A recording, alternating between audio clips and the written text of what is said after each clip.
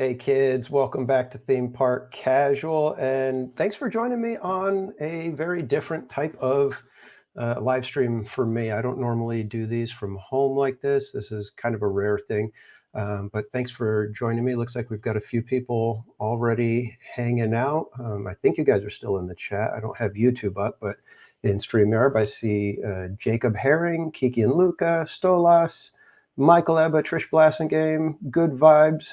Welcome everyone. Basically, all I wanted to do tonight was kind of go back through some of the fun things that we've done over the last year. Say thank you to so many of the people that have joined me, have been part of this, have helped me out, and basically just kind of hang out with you guys. We do want to. I am going to have a little bit of fun tonight. We are going to build this little mini castle I got for my birthday, and I haven't had a chance to really get to it, so we're going to do that tonight as well. Just hang out, have a little bit of fun. So welcome in Victor, welcome in Magical Maddie. Jacob Herring, I would love to show you the picture of Minnie. If I can pull it up, I might be able to do that. I'd have to kind of, you know what? I think that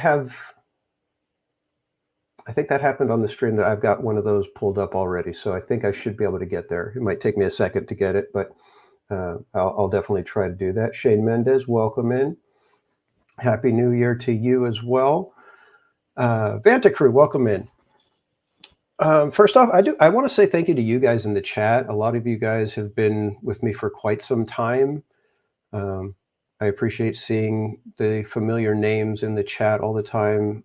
To my wonderful mods, Trish, always, you are the GOAT, the Oracle among mods. So thank you so much for always being there. You're there in probably almost every single one of my live streams and probably every single one of everybody else's. So thank you for that.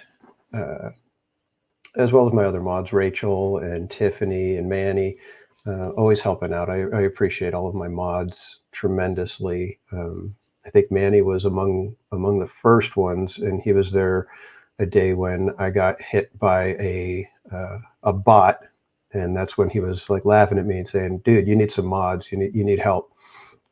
So I made him a mod right away, and he's been a friend ever since.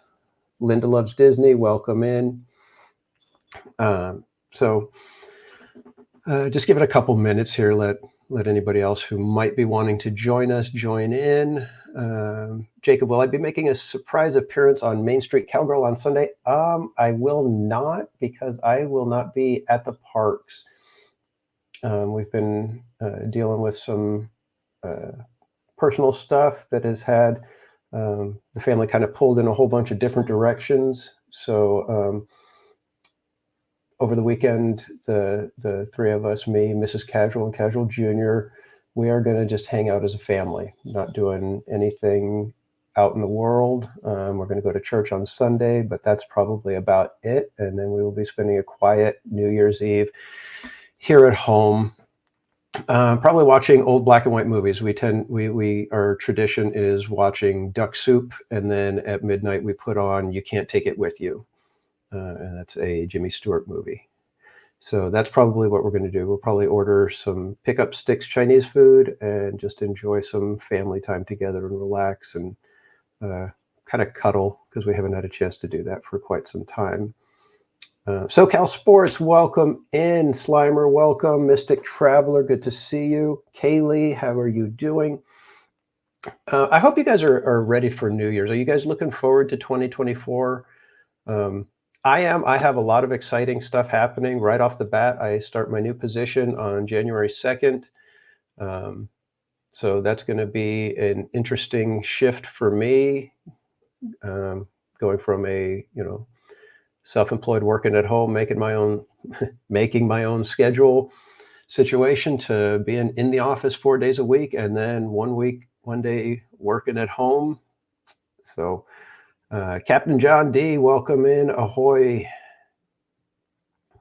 Yeah, it's going to be interesting. Like I said, I did work out with them that I will be able to adjust hours and go in early on some days so that I can hopefully keep my Wednesday schedule intact with you guys.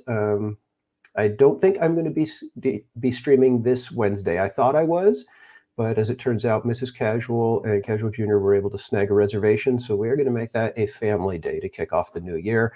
And then I will be live Friday night. We'll be hanging out with Juan Rodriguez, King B, and Tam T. So at least that's what we're planning. I don't know if everything is still good with that. I haven't heard otherwise. So last I heard, that was the day that they were all going to be there. We were supposed to hang out. So we shall see.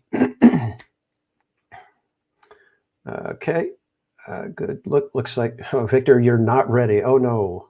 Gonna have to get ready, my friend, because it's coming whether you like it or not. And thank you, SoCal Sports. Going to watch the Euro. Juan, King B, and Tampa. Yeah, it should be an interesting night with them. You know, I've been able to hang out with Juan and King B before at Disneyland. The first time hanging out with the trio. So I don't know if the energy goes through the roof once Tam T arrives and everybody's there. It's like the you know, coagulating all the forces together, and it could be too much for the universe.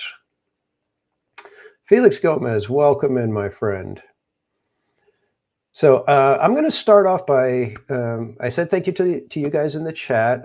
Anybody who else is just come in, welcome in. Thank you so much for hanging out. A lot of you have been with me for some time. So I appreciate all of you guys hanging out. I've always said that if I have one person in the chat who's having fun with me, then I'm doing an okay job. It's a success as far as I'm concerned. When I first started, I thought, you know, if I could get up to 50 subscribers, I think I'll consider that a good thing. And here we are at, I think we just hit 2520 today. So thank you guys. It's been an amazing journey, and this year has been fantastic. And I'm going to start off with one of the big things that happened this year, one of the surprising things, and it's again saying thank you to you guys. Oh, okay, why is it doing that? Let's see if I can get this done right. There we go. Okay, so I want to say thank you on my first fundraiser that we did for Operation Christmas Child. We had a tremendous outpouring of generosity, and here are the people that made it happen. So thank you, Keegan, Luca, Miss Garcia, CJL, Trish Blashingham, Rachel Castro, Daisy Aguero, Robbo, La Kaylee, Buddy Hepburn, Manuel, Good Vibes, LBC, TMT, Linda Lou, Zomembes, SoCal Sports, and Berry Place 28. And SoCal Sports, I have not forgotten. As soon as Jen wraps up the crazy hat, I will be wearing that on the carousel on the outside so that everybody can see exactly what I'm doing. And I'm going to get to remind everybody that it was SoCal Sports that made it possible, that brought us way over the top. And so I haven't forgotten. I will be wearing the crazy hat. I don't know what she has planned. I know there's something about Winnie the Pooh with it. So that's as far as I know. I don't care how crazy it is. As long as I can walk with it and still do my live stream, I will be proud to be wearing that all day long at the park if possible. So again, you guys, I will be doing this every year. We may pick a different charity every year, or we may do Operation Christmas Child as our Christmas fundraiser. And I don't know, we may do other fundraisers throughout the year. I'm hoping that you guys will be willing to, you know, help me out. I did put in a little bit of my own money into this one as well. So it wasn't, you know, entirely you guys. I did kind of help it out just a touch, but I will be letting you guys know what we're donating as well as for the membership. So any memberships, whether gifted or individually purchased, those 20% of the sticker price is going to be going to charity every quarter. Our first donation was $115 to UNICEF this year. So thank you to everybody who has become a member, who gifted memberships. I appreciate you all. Looks like we got some more people joining in. Nahi Dulce, welcome in. Rabola, welcome in, my friend. Bianca, how are you doing tonight? Yeah, kind of a surprise stream. I was planning to do this, and then time was running out, and I wanted to get things going. Work finally let up a little bit today, so I was able to kind of go through and find some clips that I've enjoyed over the past year, and was able to pull it together. So I went ahead and said, you know what, let's go ahead and do it tonight. I was debating whether I should do it tonight, but then Mrs. Casual this weekend is going to be for the family, so I said, you know what, we're gonna just do it tonight, and if it goes awry and gets kind of wacky and I don't know what I'm doing and we get all kinds of technical difficulties, well, so be it.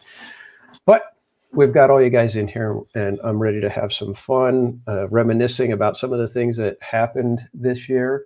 Mermaid Plans, welcome in, and thank you for the toucan. Who else? CJL, welcome in. I got nothing. How are you doing? So, shall we get started? I guess we could just kind of go through. Actually, you know what? Before we get to the clips, let me say thank you to some of the amazing other content creators that are out there that have been very supportive. Starting off with who else but Barry Place 28, a friend of mine who feels like we've been friends for years, and it's barely been 1 year since we actually met in person at the parks, which is hilarious to me. So Barry Place, if you're watching, I know you were on the road and you're having a fun weekend with the family, but I can't say thank you enough for what you've done for me as a YouTuber, for me as a friend. It's been a absolute blast and an honor to be streaming alongside you many times, my friend. And we've got a super chat from Captain John D. Says, thank you for the great streams this year. Casual, so happy for your success. Wishing you blessings and prosperity for 2024. Thank you, my friend. And the same to you. I wish blessings and prosperity for all of you guys. This has been so much fun getting to know you guys, even just in the chats. Some of you I've been able to meet in person at the parks. And if you're ever in the parks, like I've mentioned before, please don't hesitate to come and say hi. I do not mind you, quote unquote, interrupting a stream. It's never an interruption if it's one of my friends from the chat coming to say hi. It would be like thinking, hey, if my mom interrupted something, it's like, it's not an interruption if it's a friend. And Disney Truly, welcome in. Good to see you as well. So continuing with the thank yous, Cannoli Sasquatch, Late Night with Cap, R to the Icky. Those are guys that invited me on. I kind of found them randomly, just through different connections and seeing people here and there. One of them may have been a recommendation. It's just it's fun how you meet people on YouTube. But they've been fantastic to me. They've been very supportive. They've invited me on their streams to talk movies and pop culture and stuff. And they've Late Night with Cap, JT. He was my first chat in a live stream, and so he'll always hold a special little place for me, being that guy that found me when I was still a noob. So thank you to those guys. Dadman Walking 55, you and the missus, thank you so much for being friends and supporters.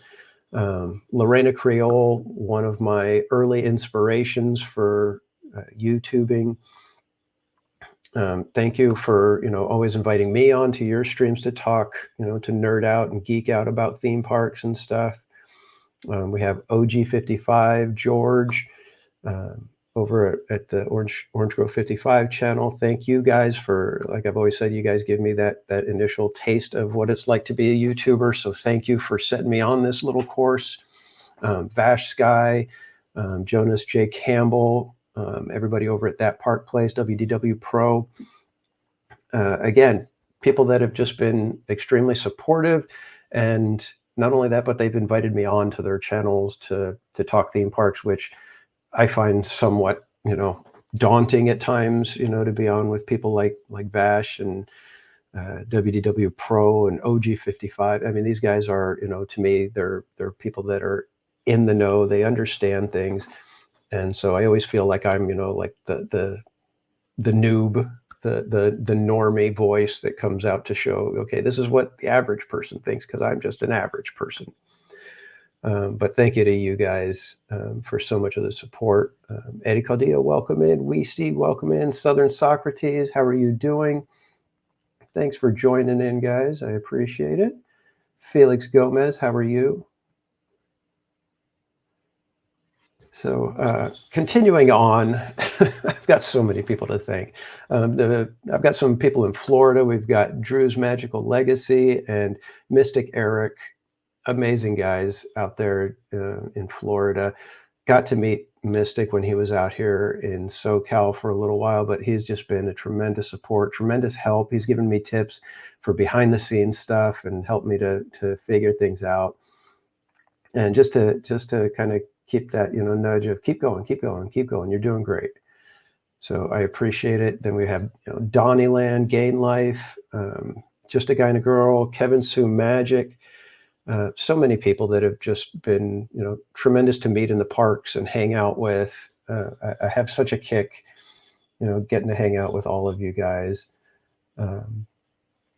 We have Mrs. Sassy Sasquatch, Cannoli Sasquatch's wife, who's got her own channel now and doing fantastic, always supportive. We've got Main Street Cowgirl, Katie, thank you so much. Always so generous when I pop in the chat to shout me out and point everybody.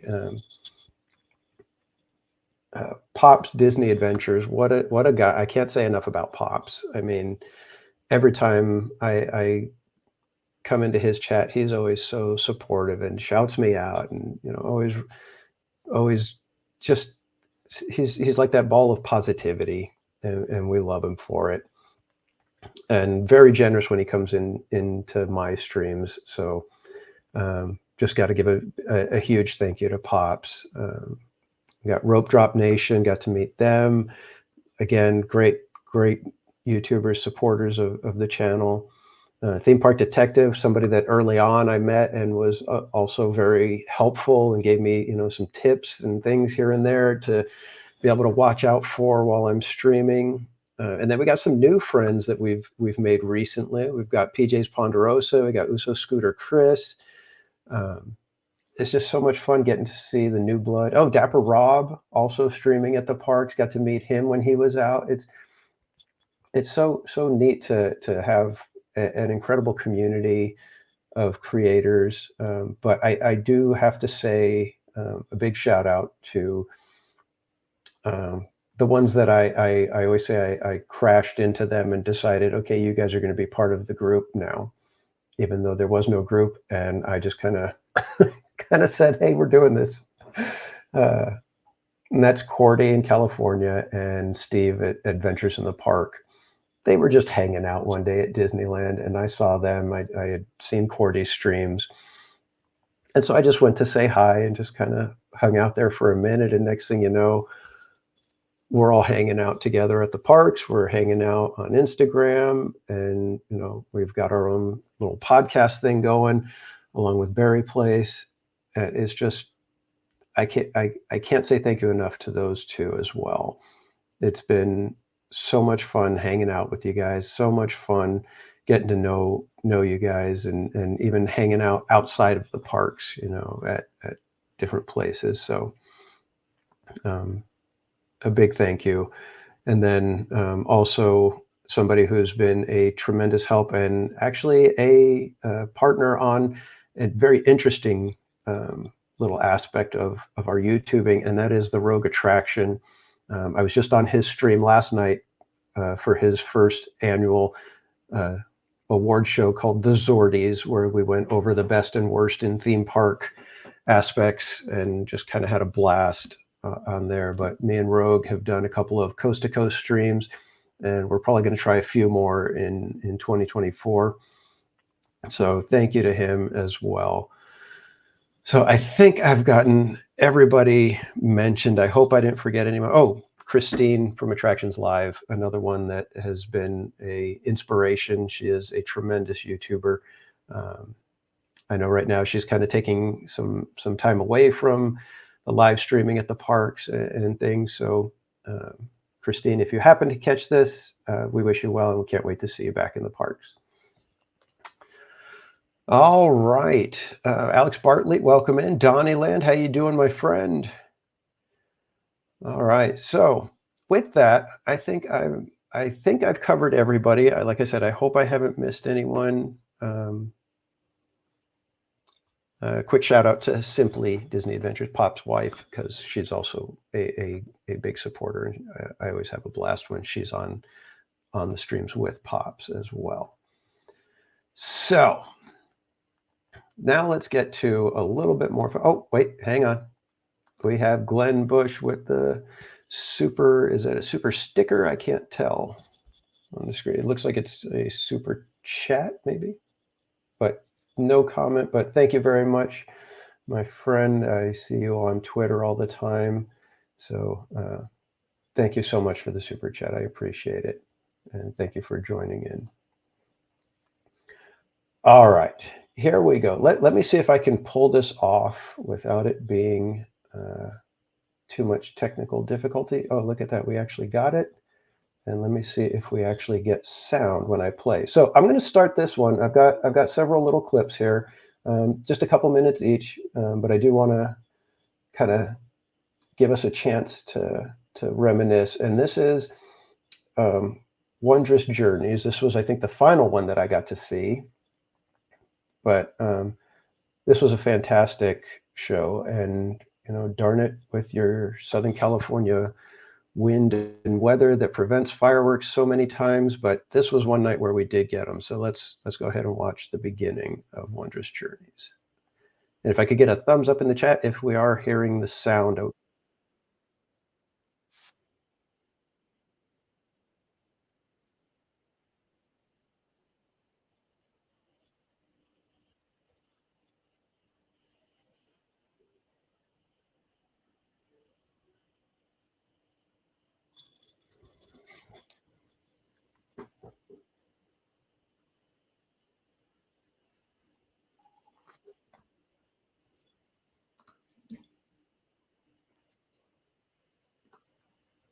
Okay, no sound. Let me see if I can get that figured out.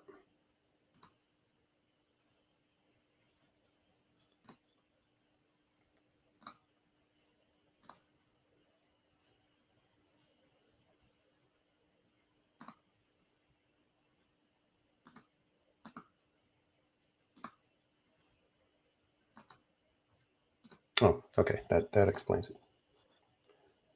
Okay, here we go. This should work now. I'm going to have to do it individually. I was hoping I could do the window, but let me start this right back just a little bit. To step into the unknown and to join us on this, our wondrous journey.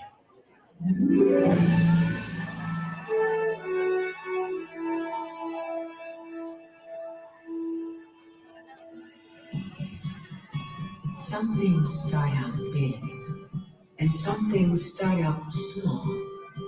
But sometimes the smallest thing can make the biggest changes of all. Hard to know just where it starts, how it grows. From just a spark, it's wondrous.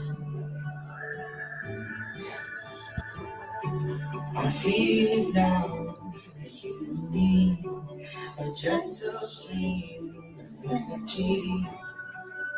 I know it's wondrous. From dream to wish to very first try, from jumping and falling to learning to fly. Slow of the breakthrough explosion that beats the eye. It's the magic that we call life. It's the stardust that lights your eyes. It's the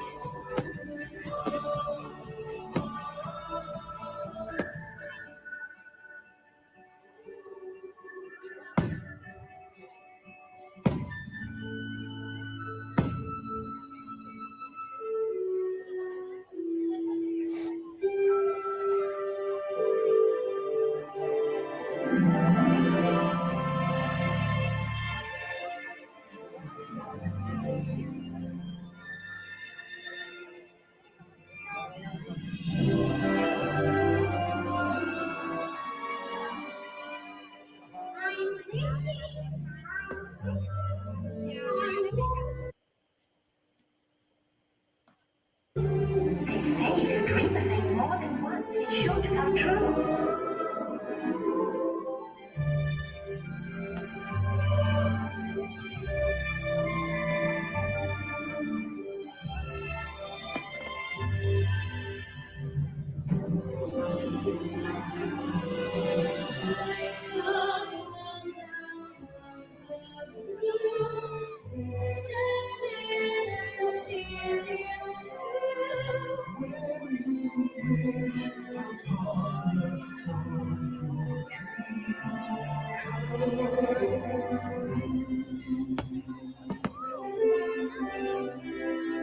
Haven't you ever had a dream? Something you want so bad you'd do anything?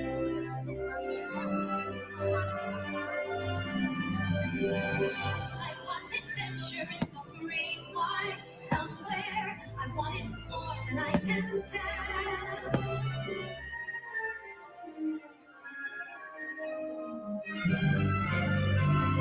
I have often dreamed of a far-off place where the voice keeps saying, "This is where I'm meant to be." Every turn I take, every trail I travel, every path I make, every road leads back to the place I love. I cannot go, I love to belong to what is wrong with me.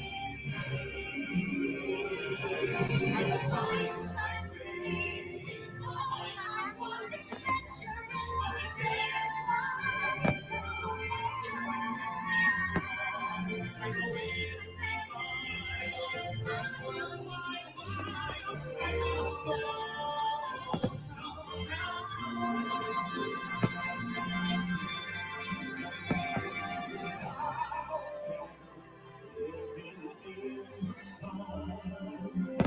Give me one day all I ask is one to walk forever.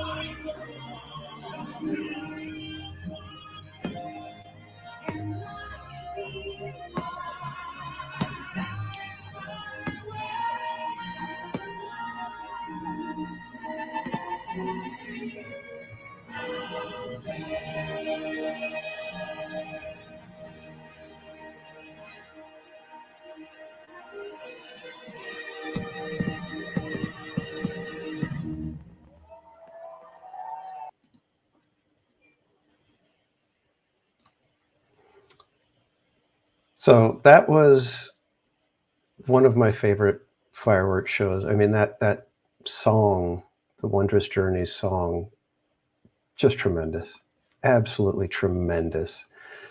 So let's see. Let's go to our next moment, which will be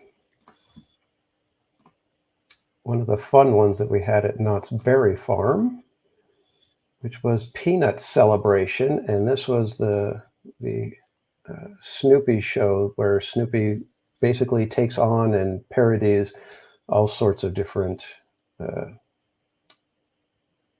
of the greatest musicians and music acts over the years. So here we go. Dearly beloved,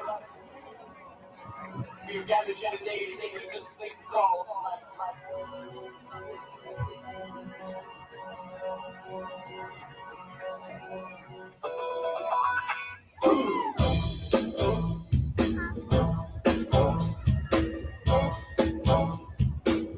You don't have to be rich to be my girl. You don't have to be cruel to rule my world. Ain't no particular sign that I'm compatible with. I just want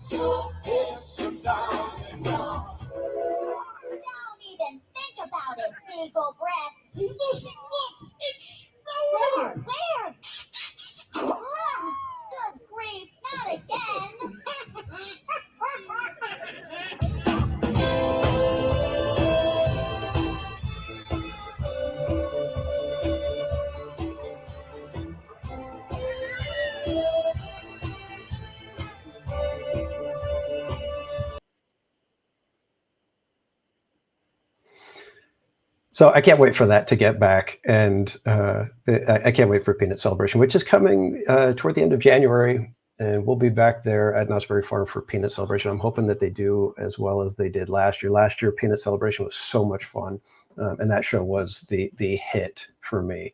But we also have another super chat from my good friend R to the Icky.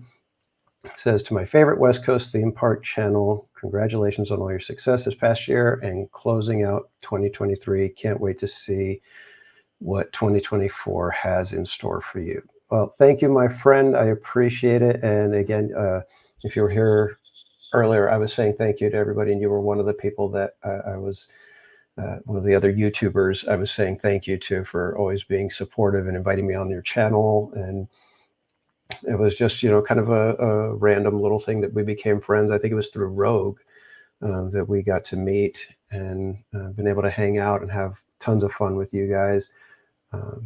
If you guys don't know R to the Icky, he's part of After the Weekend.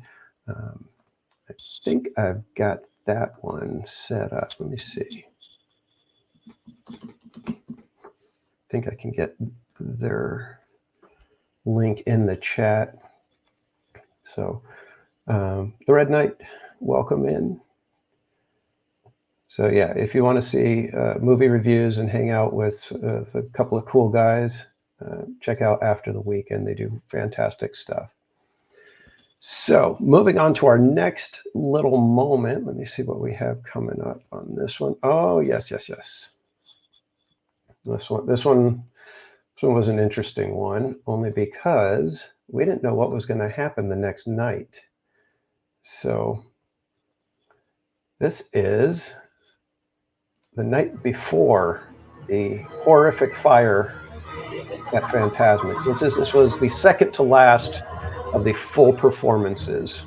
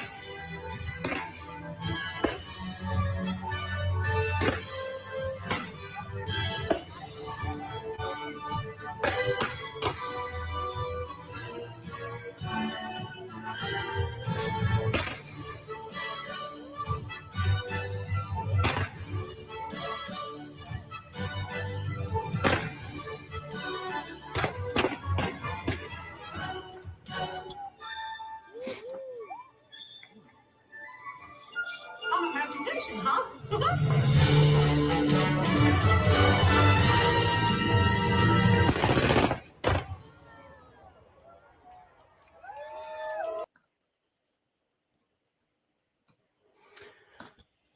Oh my gosh, what a tragedy of losing that show.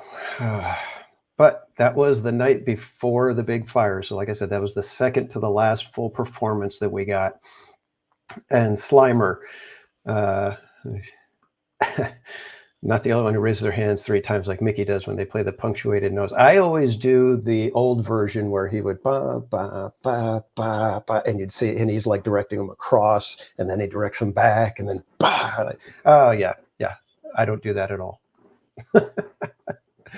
But yeah, so and it's funny because that night was a really weird night at Disneyland. I remember, I think we got evac'd off of Rise of the Resistance, and as we made our way around to go to Smuggler's Run, we noticed, hey, all the lights are off.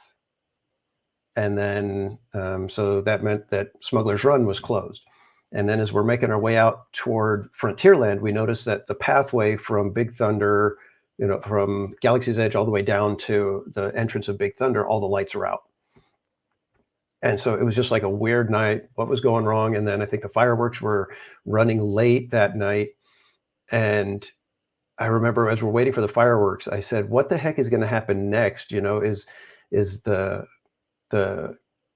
castle going to crumble and the Matterhorn burst into flames and something like that? And then the next night, the dragon just went up in flames. So it was just a very strange weekend that weekend. I just remember it being odd the one night, and then the very next night the dragon goes up in flames. So yeah, mermaid plans. I used to dance like the monkeys at the unloading belt at Mansion when no guests were around.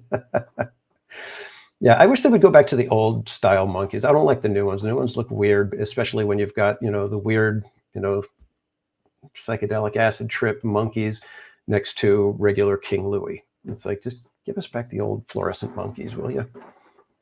But I am glad that Peter Pan is coming back. The Pirates of the Caribbean section, I always hated it. It was the worst to me. It was, I think of all the changes, that one was the most egregious to me with Fantasmic 2.0.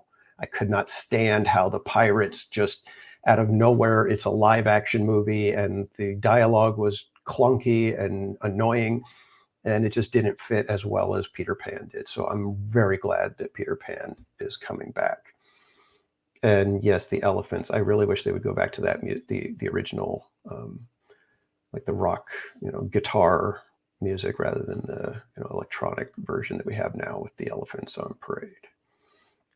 So let's see, what do we have next? I wanted to bring in some of the other parks that we've done. We did get to go to SeaWorld, and they did have a really cool little pirate show. I thought this was really, really well done. You fool! It's mine! All mine! And I'll never share this treasure with anyone! And I now command the watchers in this cove to make me the most powerful captain in all the 7 seas!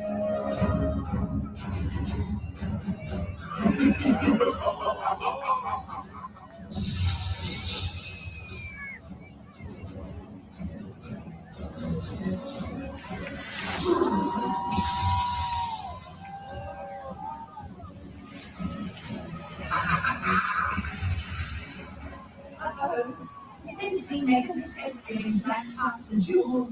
I'm sorry, Lily. Now we've got to learn magic.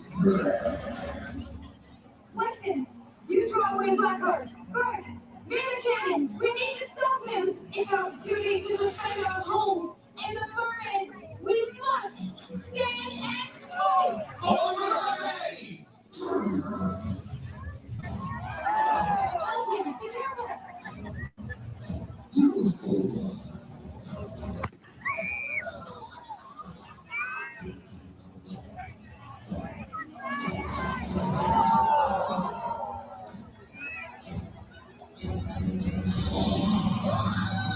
Elton, no!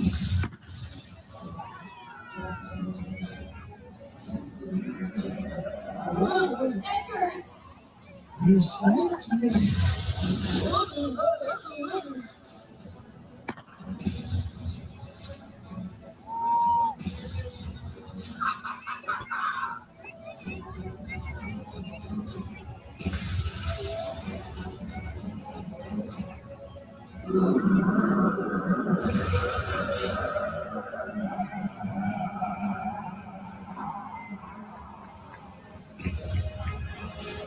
Again, they are stopping them. Black Eye is too powerful. No sacrifice, no mercy. The hounds have no chains. Really?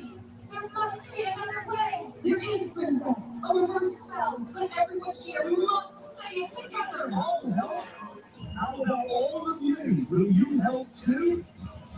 Power of the sea, return to the deep. Power of the sea, return to the deep. Power of the sea, return to the deep. Power of the sea, return to the deep. Power of the sea. All the king's horses and all the king's men will never reign over this kingdom again. Now, princess, bow to me. Never. What is happening? Power of the sea, return to the deep. This might be.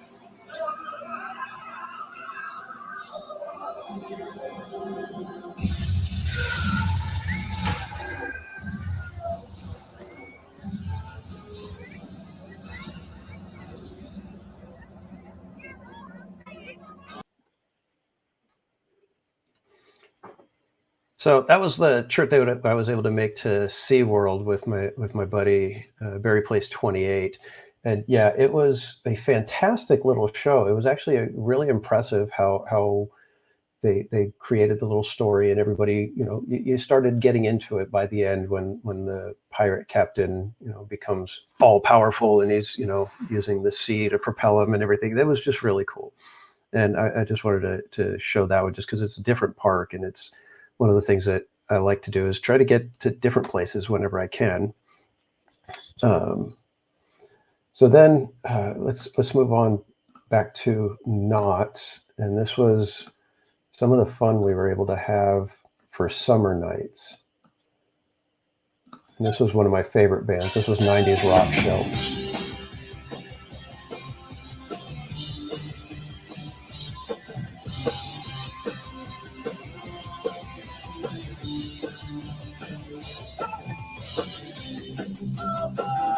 Small things, true cares, true brings. I'll take one left, you're right, that's trap. Always, I know you'll be in my show, watching, waiting, coming to waiting. Say it ain't so, I will not go. Turn the lights off, carry me in the night.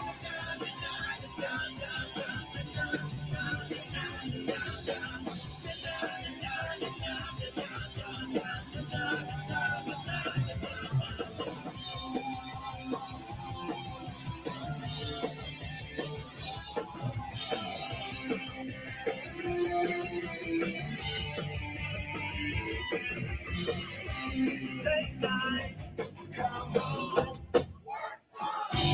I know she left me roses by the stairs. I know that she cares. Say it ain't so, I will not go. Turn the lights on, carry me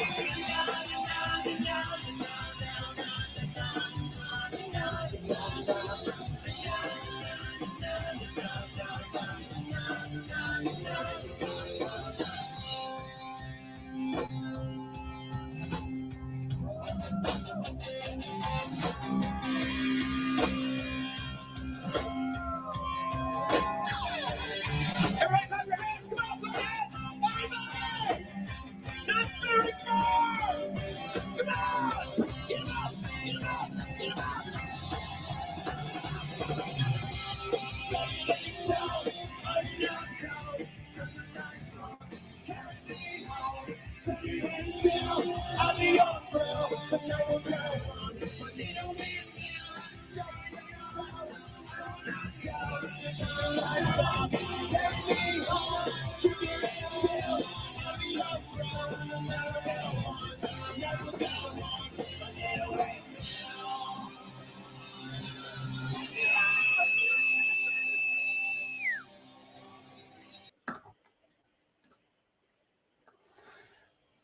Yeah, that you guys could see some of the comments that Summer Nights was an absolute blast at Knott's. It was so much fun.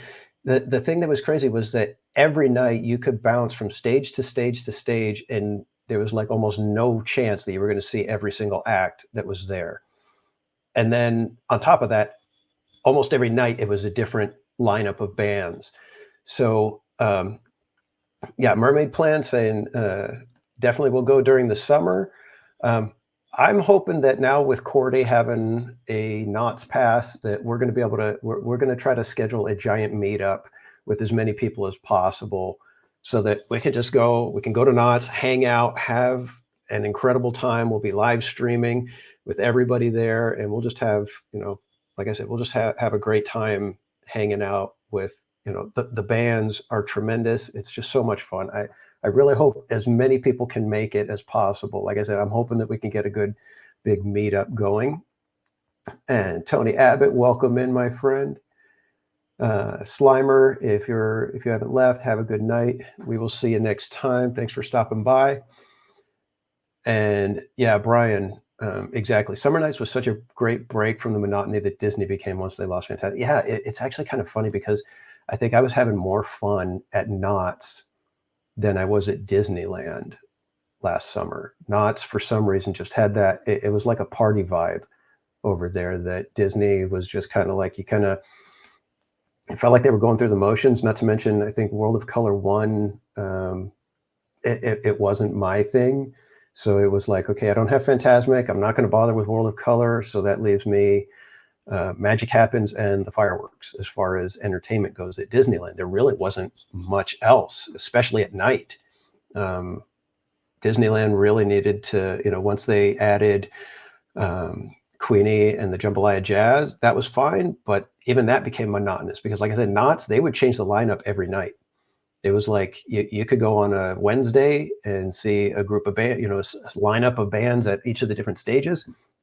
You show up on Friday, it's a completely different lineup. You show up Saturday, again, a whole new lineup. And it was, gosh, Nas, if they can keep that level of entertainment going, they're going to be giving Disney a run for their money, especially with the fact that Magic Keys are not available and the Knott's passes are an extremely good deal. If this last week has shown what the future holds for Knott's, it's going to be very, very crowded because this last week was tremendously crowded. And we've got a couple of additional friends in here, and I'm going to go ahead and put their links in the chat. We have the Rogue Attraction, who has a clip coming up with us in a moment here, and we have OG55. Both of you guys, if you were here, if you want to check out earlier, I did say thank you to both of you for everything that you guys have done and helped me with this year with my channel and everything. I can't say thank you enough to both of you guys. Rogue, OG55, you guys are tremendous. Love you guys like brothers. So we are continuing on. Let's see, who do we have next? What do we have next up here? Okay. This one, unfortunately, because of my connection, I wasn't able to catch all of it, but I did catch a little bit here at the end.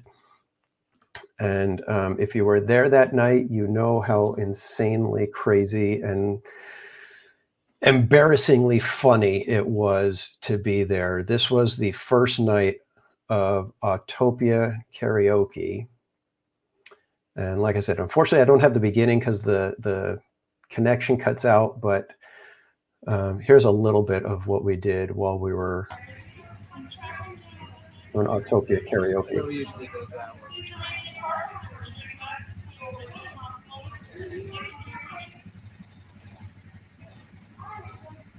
Sunshine on my shoulder makes me happy. Sunshine in my eyes can make me cry.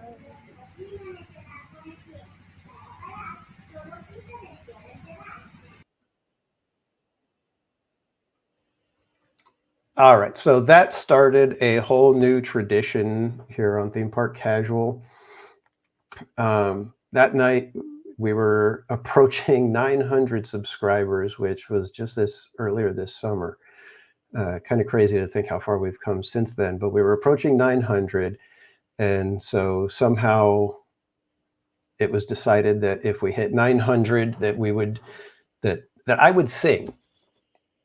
And I don't know how we got onto it. I'd have to go back and rewatch that part, but we decided that if we could get Goofy Guy's Adventures into the chat, who again, Goofy Guy and Rebecca, tremendous YouTubers, great friends of mine now. I love hanging out with them at the parks. But I said, if he does it, because that was his thing, he does Autopia karaoke. And so I said, if he comes into the chat, I will do Autopia karaoke if we hit 900 subscribers. I said, but I need him in the chat so that he knows I'm not trying to rip him off, that it's more of in honor of Goofy Guy that we would be doing it. And so one Jetta Jade went and contacted him and said, you got to get in the chat because Theme Park Casual is going to do Autopia karaoke if you go in there. And he was like, who? Because I don't even think he knew who I was at the time, but he was kind enough to hop in the chat, hang out with us for a few minutes. And then sure enough, later that evening, we hit 900 and we did Autopia karaoke, which, as we were talking about on the lead up to Autopia karaoke, was I've only done karaoke. Before that, I'd only done karaoke one time in my life, and that was here on my street with just a couple of the neighbors around doing karaoke out in the cul-de-sac. And I did karaoke with Mrs. Casual, and we sang Copacabana. And that's what I tried to do for Autopia karaoke. But unfortunately, the connection did not hold up. So we will have to do that. Some other time we'll have to do Copacabana because I've been practicing that one. I think I've got both. I've got 2 verses down now. So be on the lookout for that next time we get on Autopia. And yes, Eddie, we did Grizzly River Run with Goofy Guy as well, and that was fun because he got way more drenched than I did. So yeah, but he's like I said, he's a blast. He's just a great big ball of fun anywhere he goes. So I love hanging out with Larry. All right, next one up, we have, speaking of Rogue Attraction, this was a fun stream that we did where we did a coast-to-coast stream where he was at Magic Kingdom, I'm at Disneyland, It's a and we 20,000 decided to check out Pirates of the Caribbean at the same time. Why do they tease us with photo ops for extinct attractions? I'm just saying. I'm just saying. Why do they do that? They tease us. Yeah, but see, that's the part that kills me. It's like they know what those rides meant to us, and yet they don't, try to say, okay, we're going to try to bring it back in, some fashion. It's like, no, here's a photo op. I think honestly, Disney, if you're listening, I know Universal popped in my chat, but Disney, I don't think you do. If you're listening, maybe just a little bit of advice. Make a 5th gate or a 3rd gate over in Disneyland that's only rides you got rid of. I'm just saying, like, if you made a park that had Horizons and you would have made a park that had like Body Wars and 20,000 Leagues and Mr. Toad over here, all the rides that people remember but can't go on, and just call it like, I don't know, Park Extinct. Yeah. Like, they would actually appease everyone. And I would be in that park every day. Yeah, that's definitely an idea that has some merit to it. And guess what? It would cost them nothing because they already have all the storylines and stuff. I know. There's no development. Could you imagine like Body Wars now with like current technology? You could do Body Wars in the style of Smuggler's Run, where you have different, like you could do different organ paths. Yeah. Like, I'm just saying, that's actually one thing I'm disappointed with Smuggler's Run. I thought it was supposed to be that. I mean, I thought it was like almost a VR experience where it was going to be, depending on what you do, I'm going to jump ahead a little bit so you guys can see the side-by-side when we're on Pirates.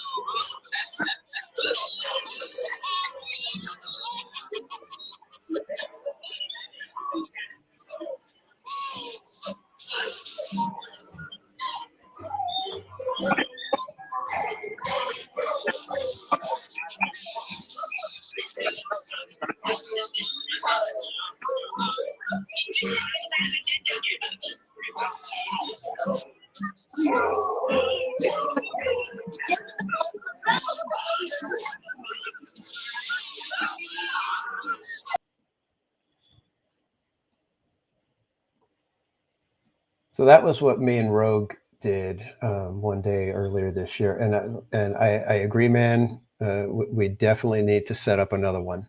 I'm looking forward to doing something like that again. That was really cool. We got a lot of good feedback from it. In fact, I Got Nothing has told me several times that that was one of his favorite streams that we did. So, MJ, Zip, and Pippin, welcome in. Merry Christmas, Merry late Christmas as well to you, my friend. Happy New Year. Happy early New Year. So, yeah, I agree. Good vibes. It was cool. Never seen two live streams at once. I think Resort TV has bounced back and forth from Florida to California. I think they've done that sort of thing. But we were trying to do a side-by-side. So I thought that was very interesting. And George, welcome in, my friend. Another one of the OG 55 gentlemen.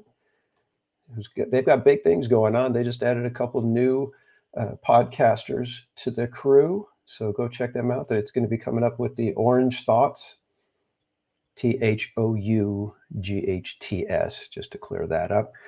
Orange Thoughts podcast, where they're going to kind of start doing a little bit of armchair imagineering, it sounds like. So we shall see what that turns into. It could be very interesting and get a lot of discussion going amongst the fans and the viewers. All right, and then I wanted to show one thing that was. I'm not going to do the whole thing because it would take us like 15 minutes for just that, and I don't want to take up too much time for everybody. But one of the things that I got to do this year that was so freaking cool, and the fact that I got to do it for free was just that much better. But I got to go to Oogie Boogie Bash and got to go through Villains Grove, and I'm just going to give you guys the wrap up, the ending of Villains Grove. Yeah, because like I said, it would take too long, and I don't want to be popping through all the different parts. But this is the ending, and this is the. Let's put it this way. I think this is so good that I'm almost tempted to buy a ticket just so I can go back to Villains Grove. So if you're wondering, I was always an Oogie Boogie, kind of on the fence, leaning toward it's not worth it. Very much leaning toward it's not worth it. After I went to Villains Grove, like I said, I'm tempted to buy a ticket just for this. So check out this ending.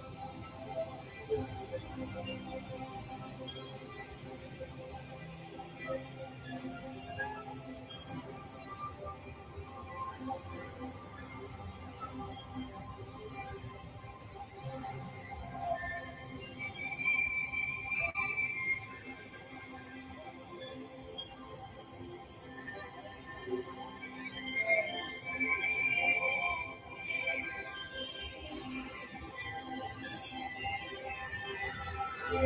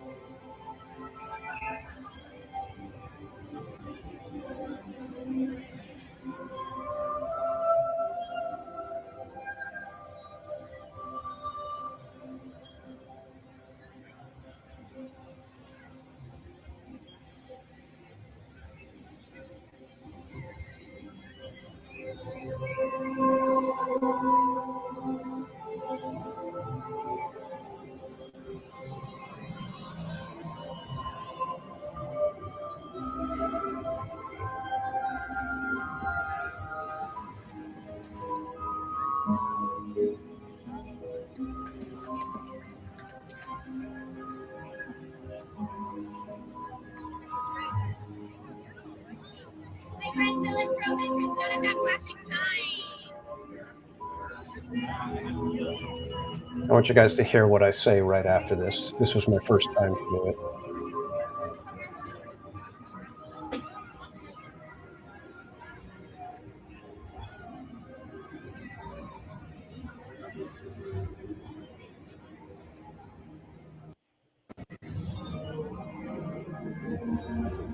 I have no words right now, guys. That was absolutely stunning. It was better than I thought it was going to be. And I already had high hopes for it, and I had seen video, heard commentary on it. You're nearly in tears when you're walking out. I don't know how they did it. I don't know what they did. But we are going to be going back there again tonight. I guarantee you that. What time is it? I don't want to.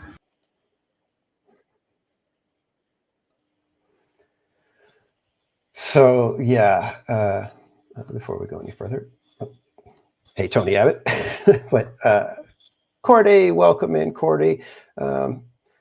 Earlier, Cordy, I was saying thank you to all the YouTubers that have helped me along the way this year, and I mentioned to everybody how I crashed your and Steve's little watch party for the parade the one day, and from there I decided, hey, we're all a group now, we're going to hang out and we're going to do a podcast and all this other fun stuff, and just kind of roped you guys into it. But I do want to say thank you to you while you're here, that you've been a tremendous help, a tremendous friend. It's been a blast hanging out with you, watching your channel grow and just take off, seeing how you've become one of the preeminent Disneyland streamers.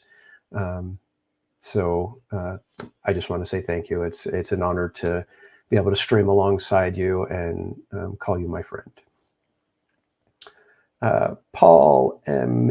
Newitt, welcome in. New here. Import from Pops. Yes, I've seen you many times on Pops' channel. Welcome in. Hopefully you'll enjoy yourself here. This is kind of an odd stream for me. Normally I am at the parks. But today I'm doing kind of a wrap up, a little bit of a thank you, a little bit of a reminiscent walk down memory lane kind of thing for the year. But Cordy, where is it? Are you going again next year? I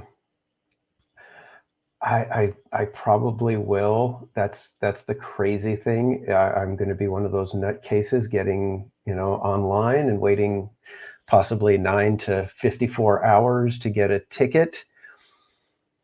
But man, Villains Grove. I'm still. I mean, watching that video. Let's put it this way. Just the other night, I did a screencast and put it on my big screen TV because Mrs. Casual wasn't home, and I was like, hey, I've got a few minutes. I'm gonna just. I've always wanted to see it on the big screen. I can't get enough of Villains Grove. No matter what I say about it, it's better than what I'm saying. Like I said, I've watched videos, I saw the commentary, I heard everybody ranting and raving about it. I thought it looked amazing on video. When I was walking through there, I was literally speechless. It was so freaking amazing. And I can say this unequivocally. I haven't been to Hallow Scream at SeaWorld. I haven't been to HHN. I've been to Scary Farm, and I've been to the Halloween stuff at Disneyland. But far and away, Villains Grove is, without question, the top pinnacle of Halloween offerings anywhere. It is that freaking amazing. If you ever have a chance, anybody, if you ever have a chance to get an Oogie Boogie Bash ticket and go, you've got to go and see Villains Grove. There is nothing like it anywhere. And like I said, I've got ideas for Knots. So Knots, if you're watching, give me a call, free of charge. I will give you the idea, and then you can go have whoever you want run with it. But you need to do something like that. And I think I mentioned it, that the depths, the maze at Not Scary Farm, I think I like that one the best because there was a lot of it that was just mood. It wasn't the gore and the jump scares. There were parts where it was like you just get to absorb this whole vibe of being, in this like murky underwater kind of a realm. And for crying out loud, you've got to see how amazing that is and how you guys can incorporate something like that. Because not all of us need we can do the 10 other slasher mazes. Give us something that's just, this is a whole different vibe. This is it's gonna sit with you after the fact. And that's what Village Grove does. And that's why I said it's like when I got out of there, I was like, I don't know what to even say. It was just that impressive. So I think that had to be possibly one of the highlights of the year. Like I said, not only did I get the ticket for free, but Villains Grove blew me away. So yeah, I can't recommend Villains Grove and Oogie Boogie Bash enough. Yeah, Brian, the depths was great. I'm so bummed that they're getting rid of it. I hope they replace it with something similar. I hope they don't do another slasher, another, deranged murder thing. It's like, we've got enough of that. Give us something different. And that's what was cool about the depths. It was a vibe. So I really hope, like I said, Knots, if you're listening, if you're watching, give me a call.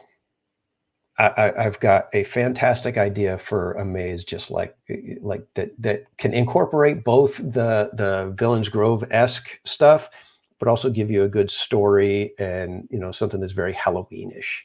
So give me a call. Finally, I'm going to end with, I think, at least in this portion, we are still going to build the castle. If anybody wants to hang out, we're going to have some fun with Legos because Legos are awesome. But the final clip that I want to show. And don't worry, Jacob, I do have your clip as well. We're gonna do that one at the very end. But this was possibly the highlight of my streaming year, of the year for me in streaming. I'm gonna try not to get emotional here, but when I say this is why I do what I do, and I think I speak for several streamers, some of the ones that I've been able to talk to. We're here to just bring a little bit of that magic to you guys. we know not everybody's able to get to the parks the way we can. Not everybody lives near a Disney park. We live close proximity to Disneyland, the greatest theme park ever created. And so to be able to bring that joy to people and to hear that, what we're doing makes a difference, to brighten your day, even just a little bit. I'm not saying that we're changing the world or, bringing you out of the depths of depression, but if we can spark even just a little bit, it's worth it for us. And this was a moment that I nearly missed out on because I was letting the technology and the technical difficulties get to me. The other night, I started on Main Street and the connection was terrible. Millions of people there having a rough time.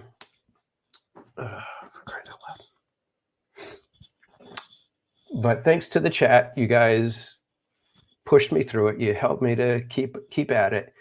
And this is what ended up happening that night. What we do. So here we go. Me and Hope.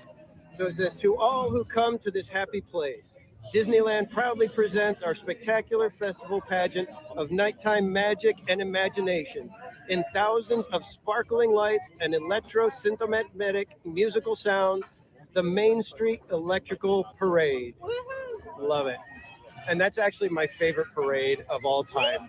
It is the best parade. There is no parade better than the Electrical Parade. So thank you, Hope, for letting me do that. So, yeah, good vibes. I'm trying to hold it together right now, so stop it. I'm trying to hold it together. Turn in the camera now. So thank you, Hope. Thank you. You made me happy tonight. You made me very happy. So. You just came on a flute too. So yeah, if you guys know who Hope is, Hope is one of our friends in the chat, and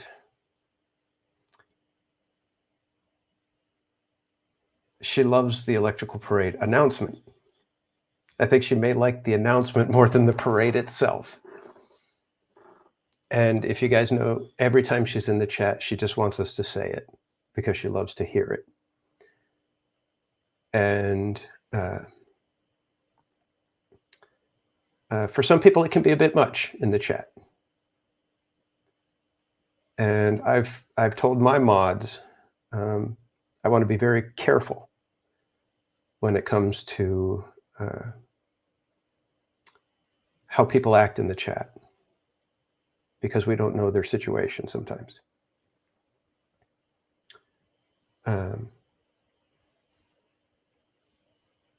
But yeah, I almost missed out on that because I was about to give up on the stream and just say, you know what, I'll just hang out with Barry Place and just hang out on his stream. There's no need for me to stream.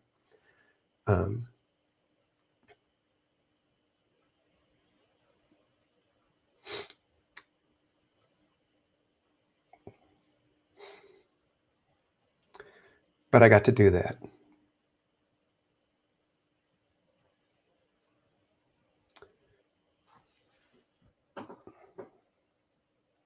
And again, that's why I do what I do.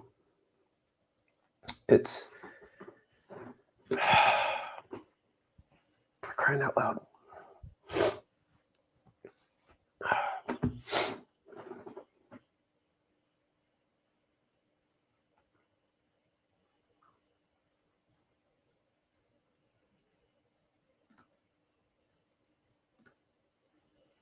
Yeah.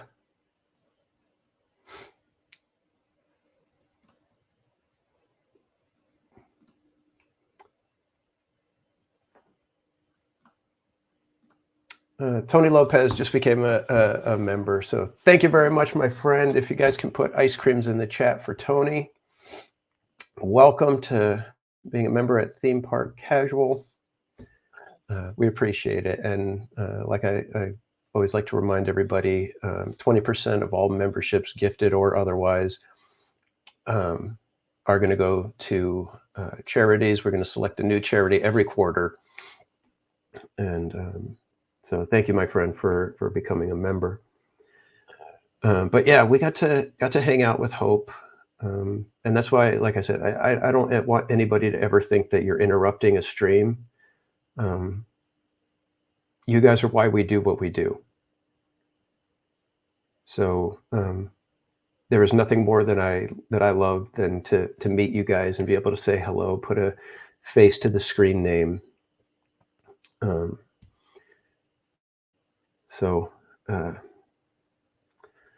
Yeah, that was probably the best little moment of the year for me as far as live streaming goes. It was so fun to be able to see her say it, watch her face light up, and then, talking more, and she was making sure that we would go tell Cordy woohoo for DuckTales.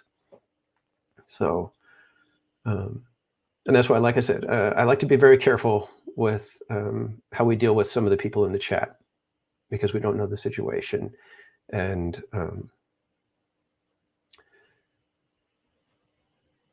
we don't know what kind of joy and what kind of difference even just saying hello in the chat can make sometimes.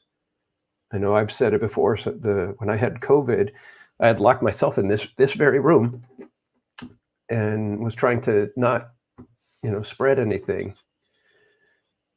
So, and the chats were what helped me get through. The live streamers being able to hang out at the parks and feel like I'm connected. And like I said, I would just ask everybody, especially when you're in my chat, I'd say take it over to other people's chats as well, but be very generous with people in the chat. Offer a lot of grace. And with that, I'm going to see if I can move us on up ahead here. If I can find it. I want to say it was at this one. Gosh, I hope it is. Where is it?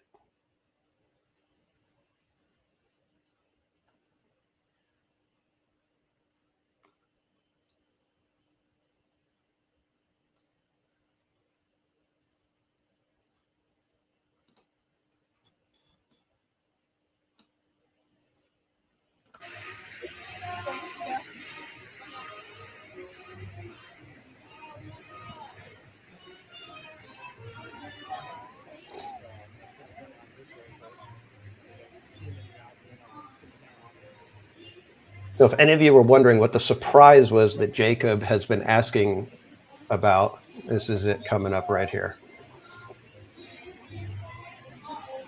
Minnie, hello. Oh, we love you too, Minnie. All right, can we get some pictures with you?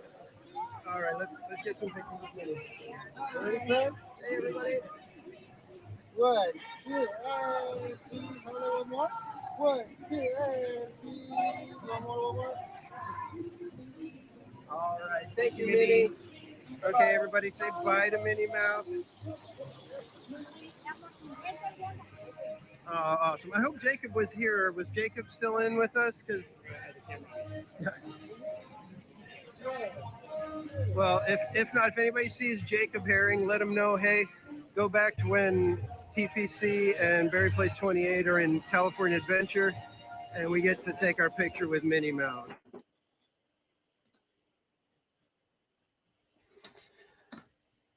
So there you go, Jacob. If you're still with us, that was Minnie Mouse just for you, my friend. All right, Chris B, welcome in. I didn't. You snuck in here on me. So yeah, it's been a heck of a year. I'm humbled by the amount of people that have joined up and hung out with me, to the people that have helped me, to the incredible friends I've made, the tremendous casual crew that has come alongside me and partnered with me through so much of this stuff. I just want to say thank you to everybody. I know I've said it a bunch of times tonight, but you guys have no idea the impact you've had on my life, and I can't say thank you enough to all of you. It's been so much fun meeting you guys in the parks and hanging out with you, or seeing you guys in the chats all around. One of the fun things that I've gotten to do is send everybody stickers and things like that, getting the envelopes and all of that ready. I have a blast. So with that, if there's anybody out there, if you're in the chat, if you want to be on the mailing list, I sent these out to everybody that's given me their address over the year. So if you would like to get a Christmas card possibly next year, if I'm around, Lord willing, just send me your mailing address. Send it to themeparkcasual@gmail.com. I will add you to the mailing list.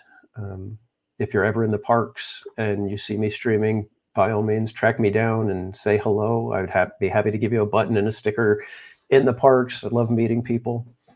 So again, thank you, everybody, so much for a tremendous year. Next year, I'm hoping that all of you will be able to hang out with me just as much, if not more. Still hoping for that AT&T plan so we can finally go on Pirates. Miss Garcia, if you're around, we'd love to be able to take you on Pirates. So yeah, that's basically what I wanted to do. I wanted to kind of reminisce a little bit and say thank you to all of you.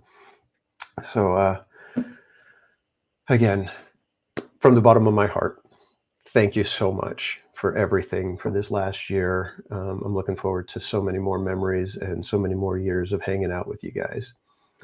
So with that, I'm going to get to building some Legos now, and we can just hang out. If you guys have questions or whatever in the chat, I'm more than happy to take them, try to answer them as we're building some Legos. I know it's not everybody's cup of tea to hang out and watch somebody do Legos, but I figured, you know what? I just feel like hanging out tonight, and why not do a little bit of fun stuff. Legos, it is a Disney Lego set, so we'll be building something kind of fun. I hope it's not going to be too loud and crinkly with all the bags. I asked Casual Junior how long he thinks it would take me to build this, and he's all, well, I don't know. He's all, it would take me about an hour, so you maybe about 3 days. I don't think he remembers that I used to build all of his Legos when he was little. Until I got to be about, like, I think it was 5 when he just kind of pushed me out of the way and said, nope, I'm building them now, Dad. So, Deborah Baca, thank you for stopping by. Welcome in. And you know what? Bless you as well, my friend. It has been an honor and just amazing to get to meet and get to know so many of you just from the chat. That's what's neat. It's like, you know, when I first started this, if Theme Park Casual ever gets creepy, I'll fall off my chair. Did somebody call me creepy? Or was I just kind of giving off that vibe and now you're kind of worried about it? You're thinking, uh-oh, this is where it gets weird.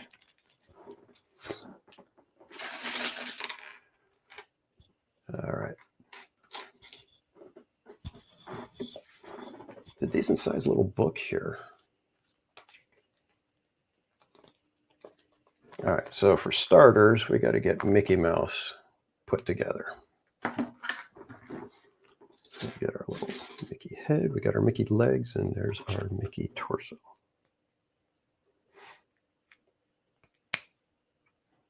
We got our little guy. Oh, you know what? I forgot. I need to turn on TPC Lego Cam. Let's use that the way I want to do it? Oh, wait.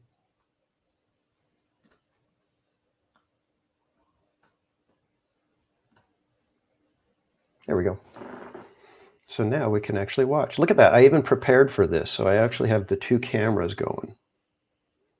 That's right, kids. I am a professional. Do not attempt this at home. Unless you have 2 computers, in which case then by all means go for it. Can you guys see what step 1 is? Is that really a step? They could have kind of combined it with step 2 and just said, you know what, grab the plate and grab the things and do it like this.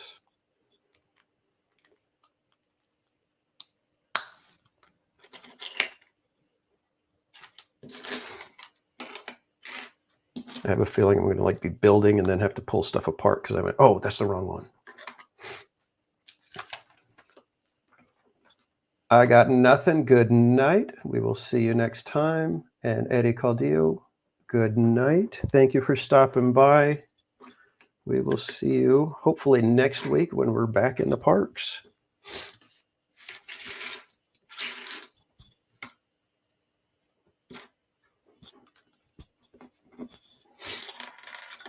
Oh, man.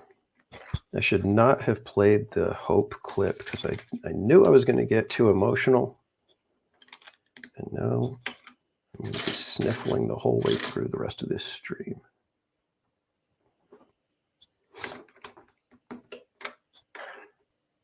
So I apologize if the sniffles is... Yeah, Cordy, I'm going to try not to skip the steps and think, oh, I got this, and then do like I usually do with IKEA stuff and end up having to pull it apart or try to find a screw that's the different size and just make it work.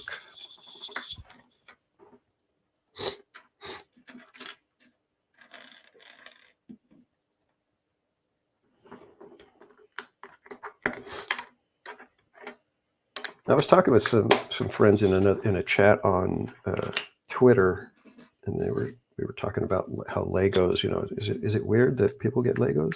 And it was like, well, why is it weird if guys collect action figures or Legos, but if a woman collects Precious Moments figures, it's not weird? To which I said, exactly.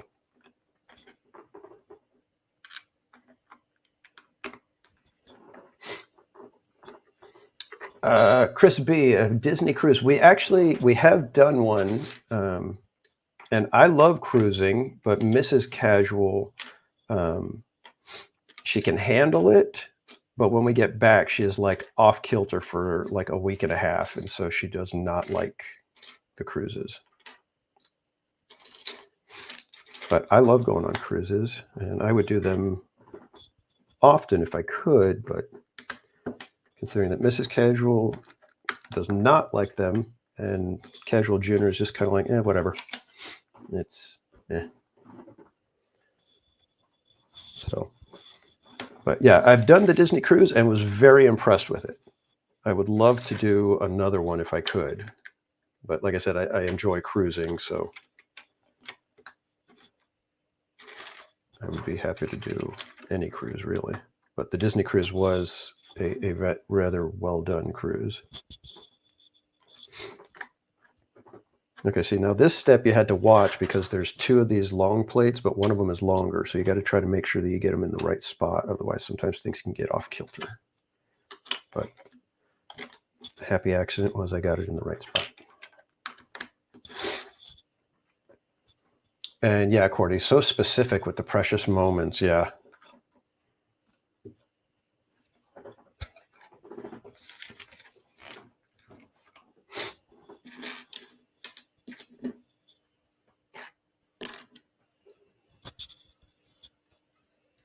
Gosh, I don't even remember the last time I actually built a full-blown Lego set.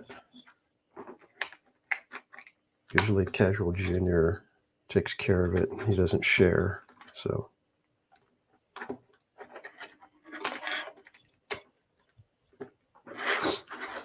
All right, we have the base of our castle just about done.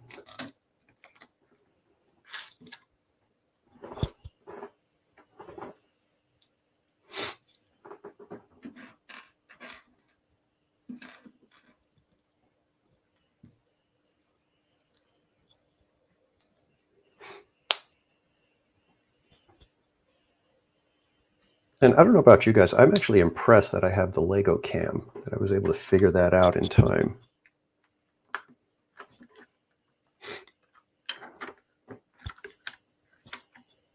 Oh yeah, God, stepping on a Lego, it's amazing how painful that is.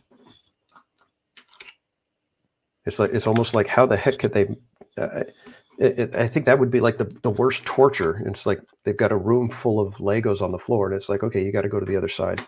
No shoes on.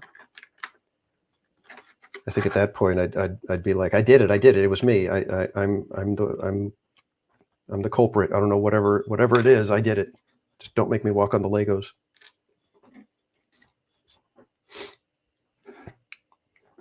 SoCal Sports. My goodness, can we get some ice creams in the chat for SoCal Sports? Gifted 5 memberships. Again, 20% of the sticker price, not what I take, because YouTube takes a good 30% right off the bat. So I do sticker price as far as what when we do our donation. So so thank you very much, SoCal Sports, and congratulations to, looks like, Disney cast crew member Monique, Felix Gomez, Silver Stars Adventures, Gary A., and Linda Loves Disney. So congratulations, guys. Welcome to Theme Park Casual membership. And if any of you would like to get on the mailing list as a member, you would, I would be happy to send you guys out some stickers right off the bat, and then you'll be on the mailing list. So just shoot me a mailing address to themeparkcasual@gmail.com if you would like me to send you physical items in the mail. And if you're not comfortable with sending me a mailing address, I understand. So if you're ever in the park, let me know who you are, and I will be happy to give you extra stickers because you're a member. But again, SoCal Sports, thank you so much. You've been extremely generous throughout this year in the time that I've known you, and I've seen you on other streams as well. So thank you. All right, where are we at? Let's see. We need 2 of these ones, 2 of these, and 2 of these. And there they go. Okay, so we just basically mirror it.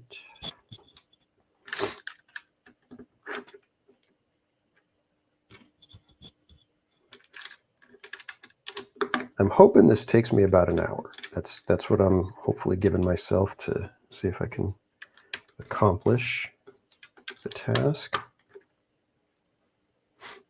I don't know if I'm at expert level of Lego building anymore, since it's been quite some time since I've been building these. And I don't care what anybody says. When I found out that we were having a boy, all I kept thinking was Legos. Lots and lots of Legos.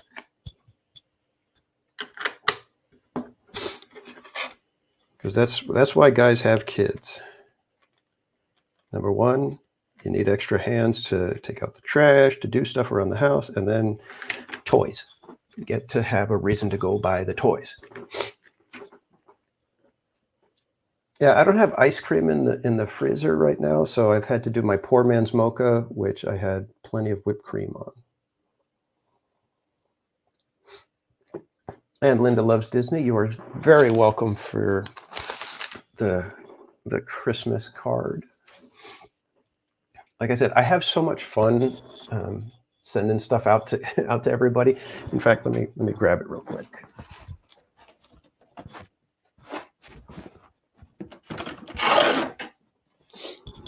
I've got my set of stationery here that Mrs. Casual was able to find for me.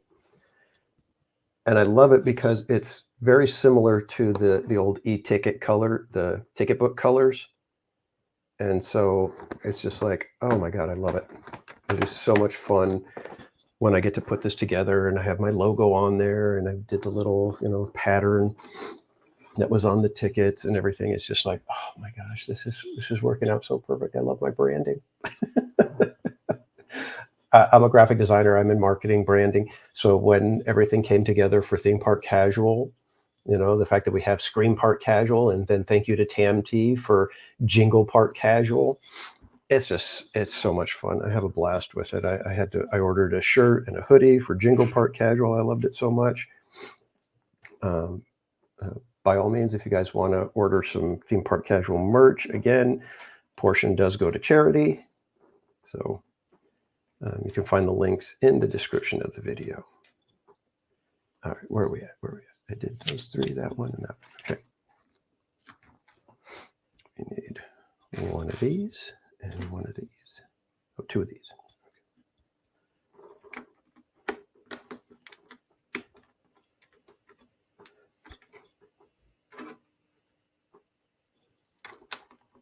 Tony, are you talking like the original ones where it was like you just had a bucket of like squares and rectangles and stuff like that, and you had to, it's like,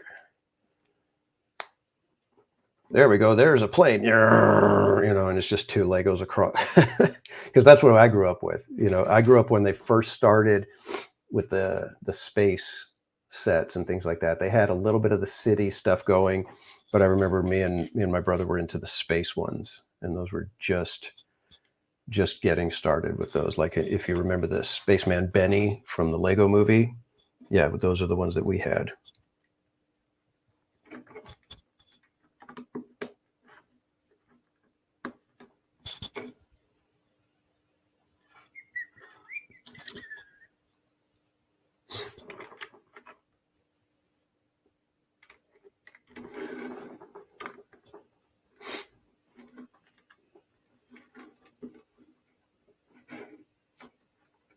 A broken falcon. Oh man, mermaid plans. That's destroy it for the figurines. Oh man. You know what? My nephew was like that. He got Legos, but he only liked the minifigs. And so Casual Junior would like scoop up anything that he didn't want as far as the full sets, and he just always just had to just go without the minifigs.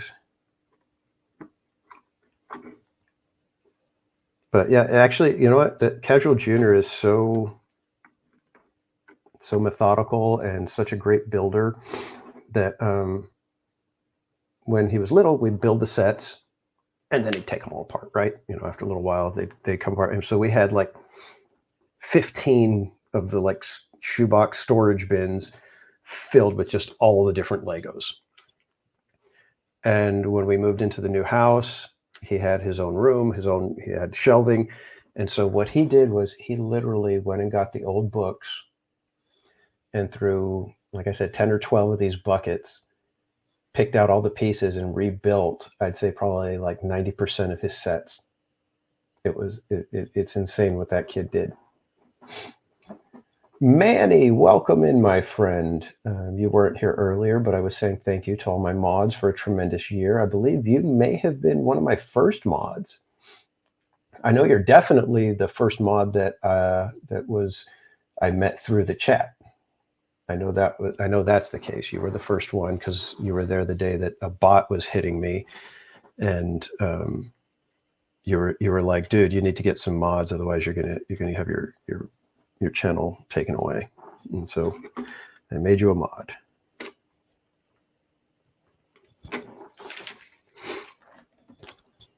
So welcome in, Manny, and again, thank you for everything that you've done for me this year. I appreciate all the help and getting to meet you at the park.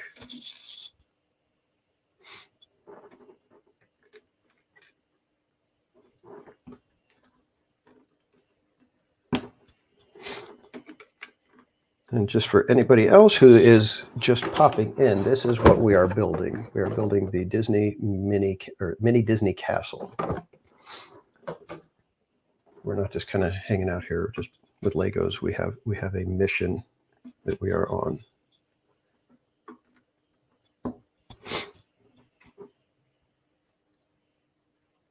You guys got to see this. This is cute. The little glass slippers are on there. Adorable. Adorable.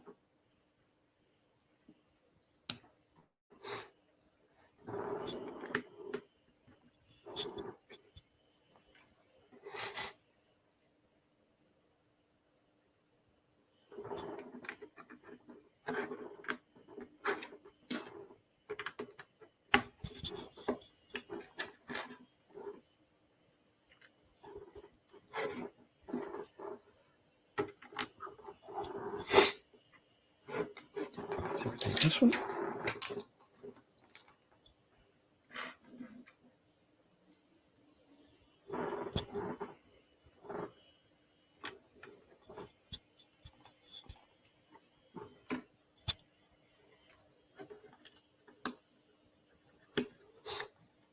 The engineering on Legos is sometimes so impressive.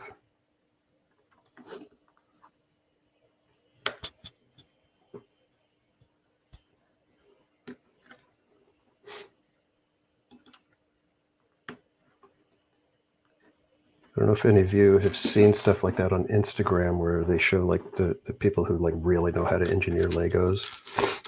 It's amazing what they can do.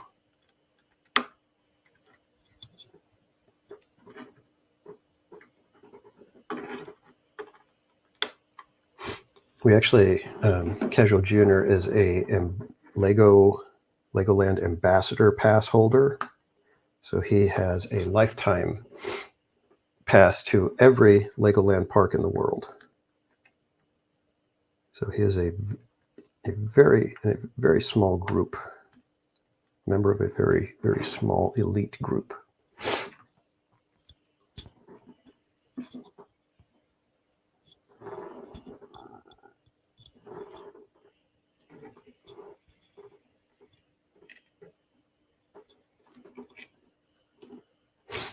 All right, so I think we are done with this. Oh, no, we're still going. I think they were just letting us check in and make sure that we've got it. So this is where we're at right now. This is the base of the castle that we're building.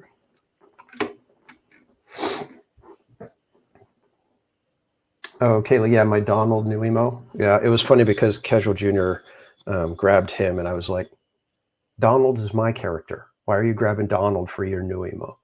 And Mrs. Casual grabbed Pooh, and then she ended up with Eeyore and the White Rabbit from Alice in Wonderland as well. But Pooh is hers. And so she posts Pooh. Sometimes she's done little photo shoots with Pooh throughout the day of his adventures at the park. And like I say, Casual Junior took Donald, and I was like, that's mine. Well, you know, Donald is my favorite. And then when Oswald came out, he switched. He took Oswald, and I got Donald. So the world was set right again. There's this.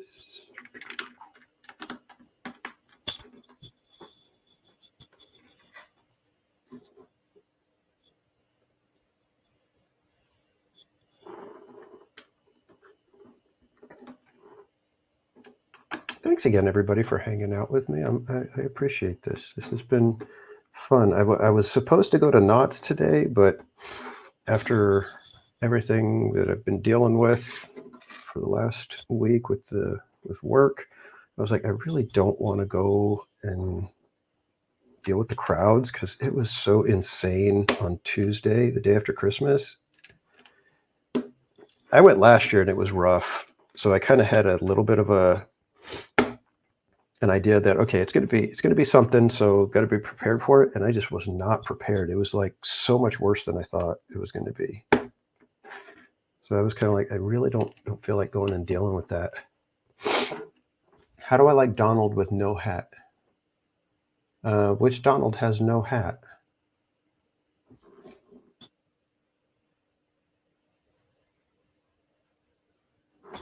Yeah, which Donald has no hat? Or are you just asking, like, when he takes his hat off, what do I think of him?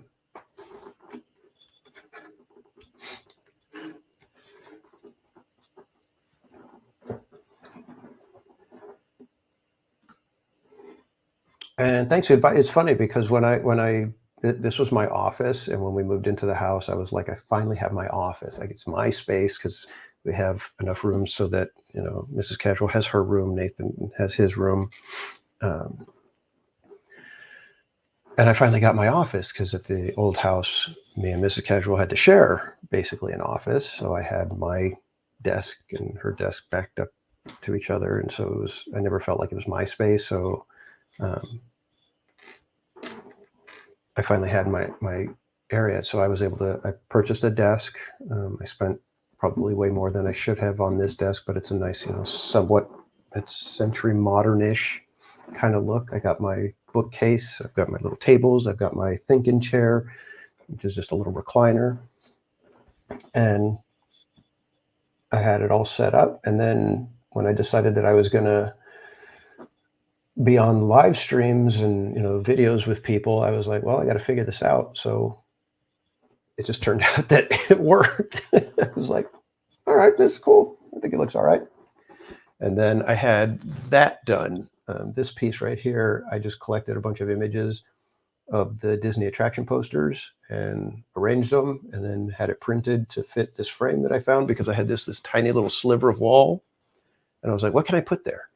And so I found a frame that worked, you know, off the shelf, and that was that. And Cordy, you'll notice that I have my Tomorrowland banner that you were wonderful enough to gift me. And then, let me see, there's the throwback pennant as well. And you can see behind my head here, let me get that out of the way, there is a Splash Mountain sign that my friend Barry Place 28 gifted to me. So yeah, I enjoy my little space here. If you can't see, but on the walls right here, I have a Disneyland map from roughly 1984-ish, and then a Disneyland map from roughly I want to say 60s. No, it's not the 60s. It's probably like about 59, 60. They're replicas, so they're not the original maps, unfortunately. And then Mrs. Casual got me a clock from a place called Castlebound Supply Company. They do really cool Disney stuff, and it's a clock with Roman numerals, but then the face of the clock is wood that's laser etched with a vintage Disneyland map motif on the background, and it is absolutely fantastic. And then on this wall, I have my Montezuma's Revenge attraction poster and my Ghost Rider attraction poster. And then in this corner, I have a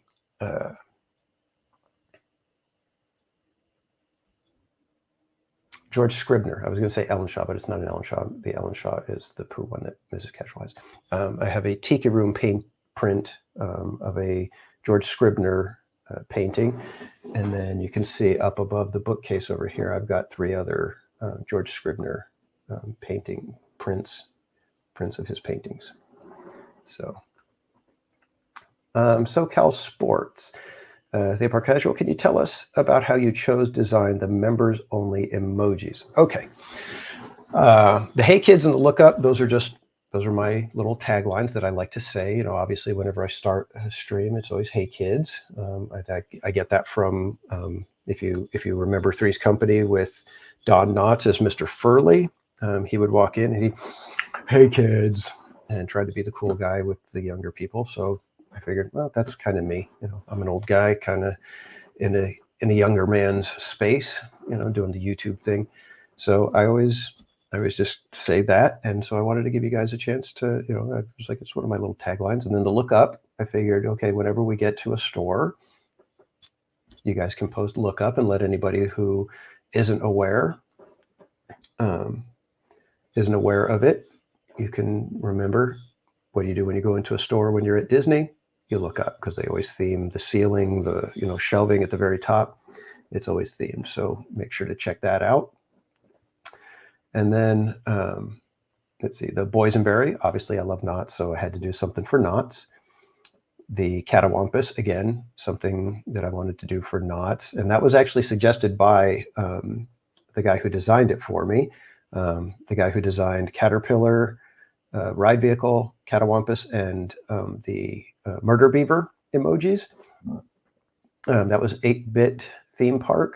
on Twitter. I met him on Twitter, and he does 8-bit artwork. And so I asked him if he could do the Caterpillar for me, and he did, and it was fantastic. That's my favorite ride vehicle of all time. I don't think there's ever been a traction vehicle that is better than that. Oh, you're right. I should. Oops. Okay, let me do this. Sorry. Give me 1 second.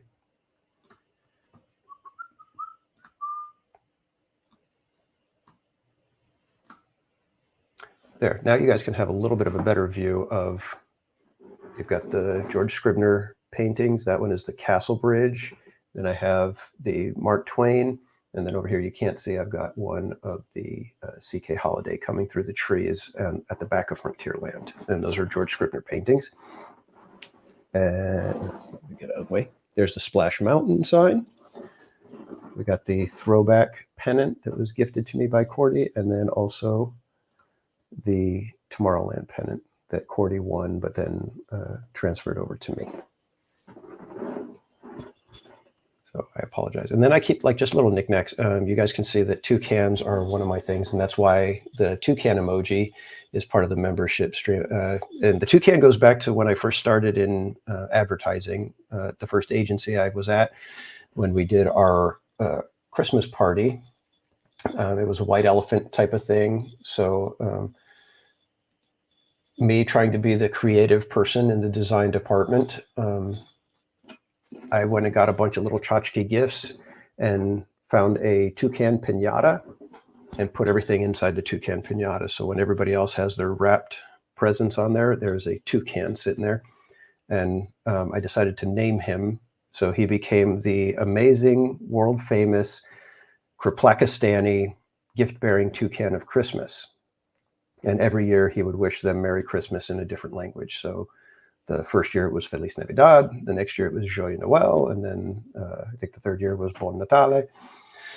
So that's how we got the toucan. And toucans have become my thing ever since. So I've got a little stuffed toucan, a little wind-up toucan. I did my tiki birds. And I'm trying to get the toucan. In fact, Mrs. Casual was able to find a little Lego guy that has a little bird watcher, and he has a toucan. So yeah, somehow toucans became my thing just off of that. And that's why I have the toucan as part of the emojis. Did I miss any? Oh, Murder Beaver. Obviously, if you guys have been hanging around any length of time, anytime we go on Mark Twain or Columbia and we go around the bend where the bridge is that the train goes over, there's our little beaver munching on the trestle support. And so we call him the Murder Beaver, also known as Justin, the Murder Beaver.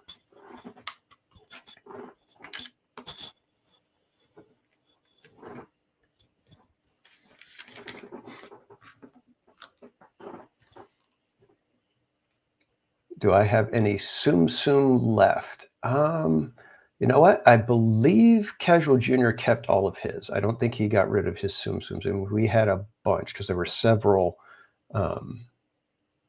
There were several sets that we really liked that he got. And I know Mrs. Casual has the entire set of the Alice in Wonderland because we had an Alice in Wonderland themed wedding.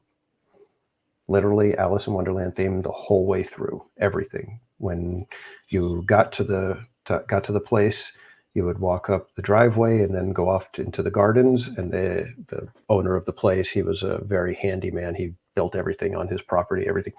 He decided that he was going to construct this like 9-foot tall frame of a mirror. And then we put the Mylar shred curtain. And so when you came into the grounds, you would go through the looking glass into Wonderland where our wedding took place.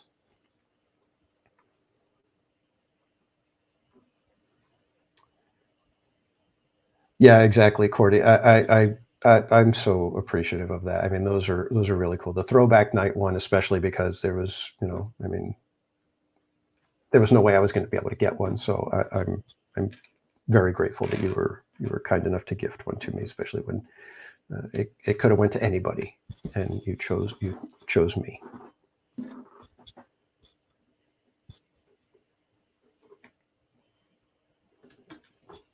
Oh, I think I'm going with the wrong step. I need to go this way. This one first. Let's see. One, and one.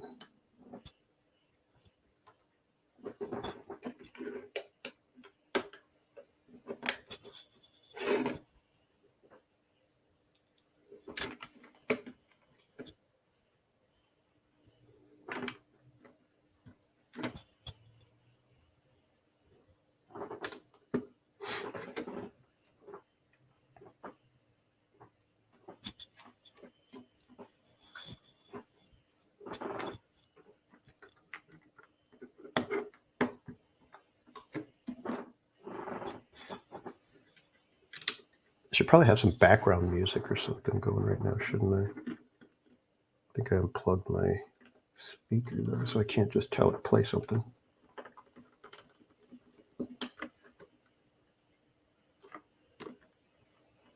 Even though it's probably still listening, even though it's unplugged. Darn things. Creep me out, man.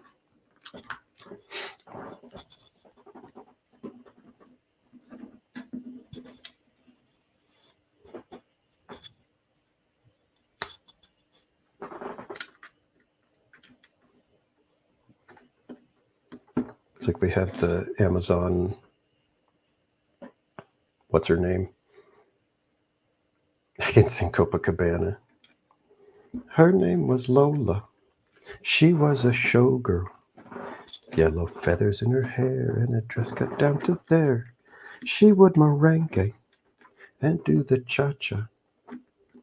And though she tried to be a star, Tony always tended bar. Across the crowded floor, they worked from 8 till 4. They were young and had each other. Who could ask for more at the Copacabana? Anybody left? Anybody still here?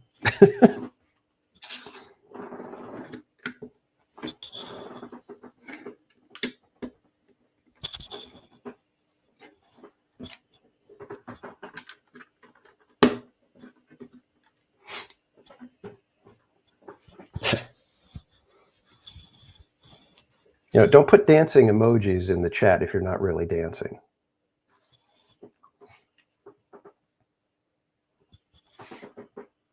What is it with the creep thing, Trish? Okay, now you're creeping me out. Am I doing something wrong? Am I making you guys feel uncomfortable? I hope not.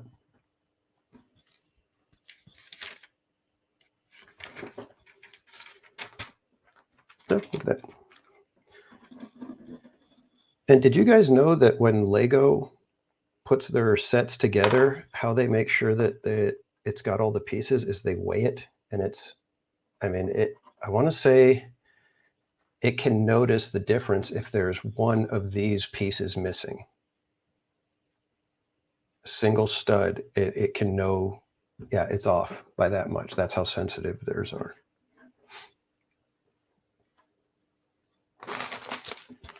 Yeah, good vibes. They're listening. They're always listening.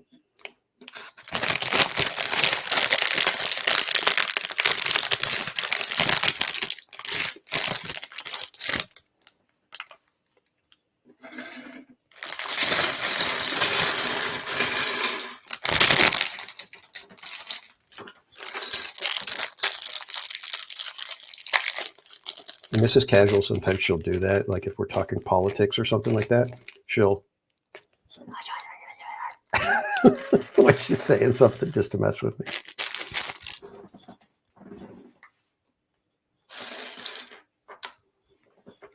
All right, guys. So we have our first level done, and you can see there's a couple little tiny minifigs down in there. Trying to get all the cat hair off of the Legos. So let's see. We need 2 of these, 3 of these.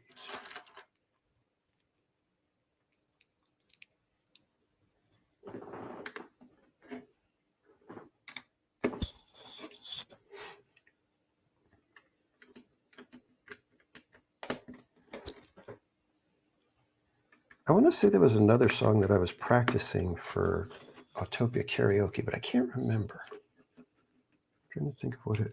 Oh yeah. I remember. I'm not going to tell you. But next time we're on Autopia Karaoke, I do have a song ready to go.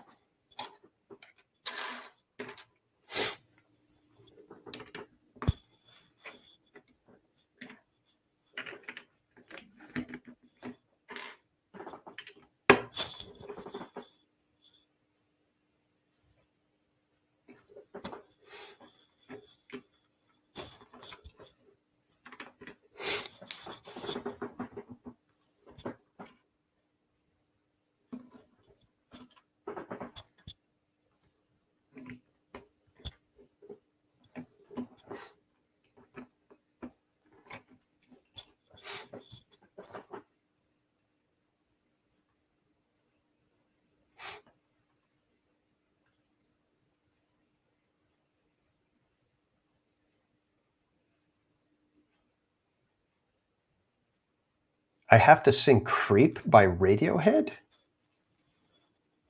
How is that a rule? When did that go into effect? I don't even know that song.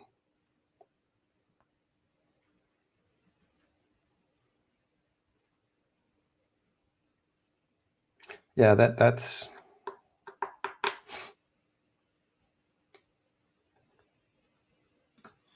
I don't know about that. I'm gonna have. Okay, tell you what, I will work on that one because, like I said, I don't know that song well enough to do anything other than the "I'm a creep." That's all I got.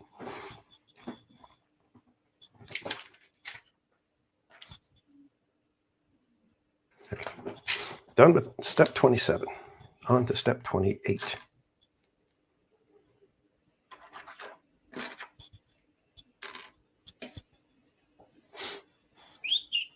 Okay, now it's stuck in my head. Da da da dee da. Ba da da da da.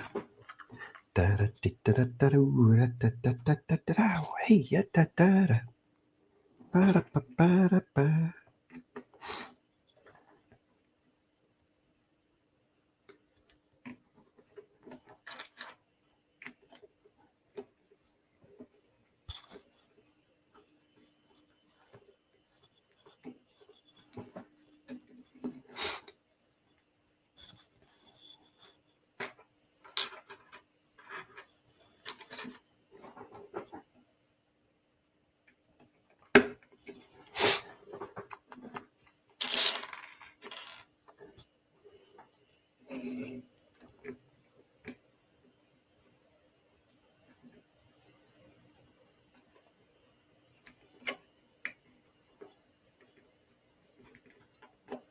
Yeah, we'll be saying prayers for Brittany, Jacob.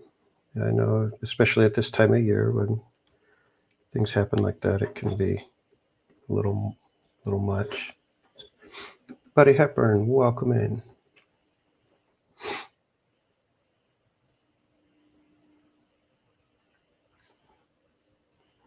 Okay, so as long as I did that little bit of creep. Oh God, did I say it again? Okay, so as long as I did that little tiny bit of the Radiohead song, I'm okay, and as long as I don't go from here. Well, hey there, Buddy Hepburn. Welcome in, my friend. Do I have a most favorite song? No, I mean, obviously there's a million songs that I absolutely love. I guess it depends on the mood, on the moment, on, is there a certain song that's, with this person or whatever? Like there's like certain songs that I associate with my mom that, it's like kind of like a growing up thing. If you guys know the song, gosh, is it called Cherokee People? I think it's by Paul Revere and the Raiders. That one I always associate with my mom. Another one is called He's Alive. It's an old 70s Christian song, but I've always loved well, the construction of that song has always been one of my favorites. But I always associate that one with my mom. She passed away almost 14 years ago now.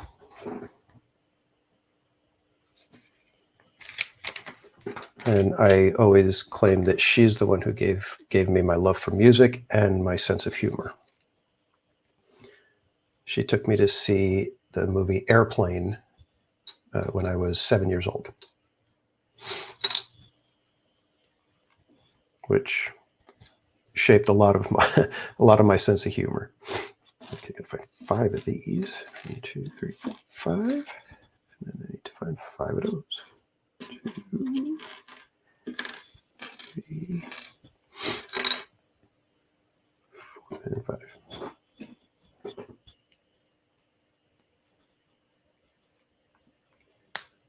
Some of these Lego sets, they get very specialized pieces now. Feels almost like you're cheating, you know, that they do so much that are like, oh, that's got to work into right here, so we'll just create a special piece for that.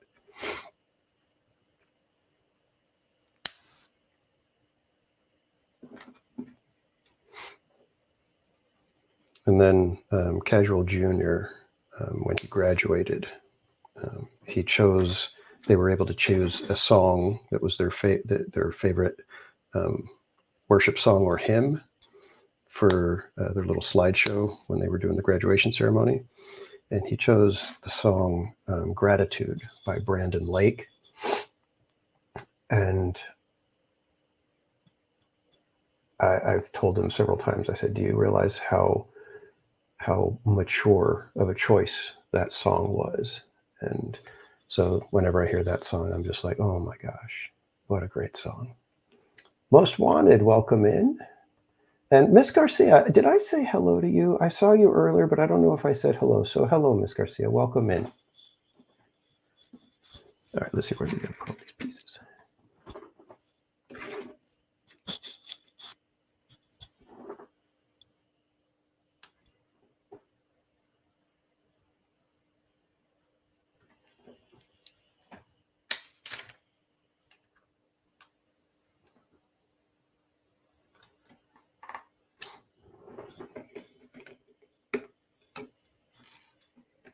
I jumped the gun. I added pieces that I wasn't supposed to add.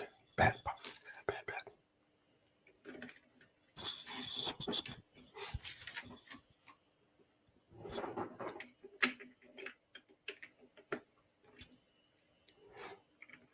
At least it was only one step back, so it wasn't too devastating.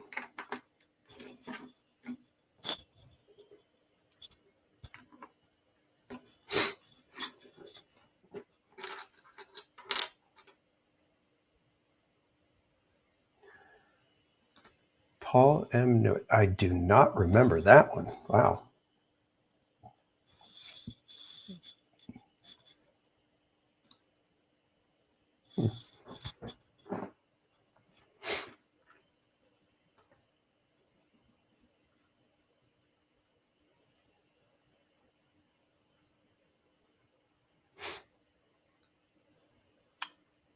Oh, Tony, Miss Garcia is a valued contributor and friend everywhere she goes.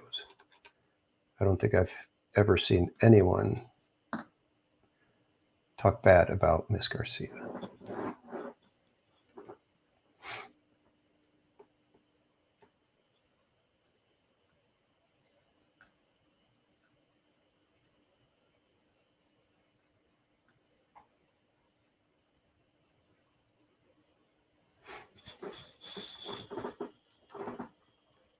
Two of the corners. Two of the 3x2. Okay, where are those?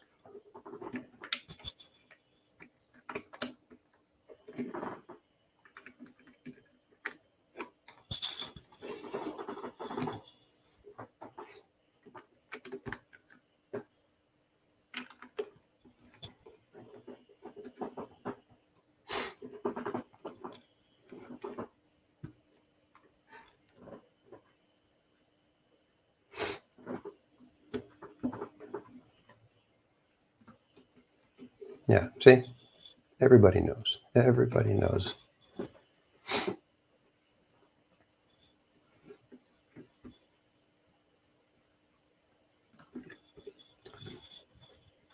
I've seen that part of this special. I'm not sure if I've seen the other part that Paul was talking about.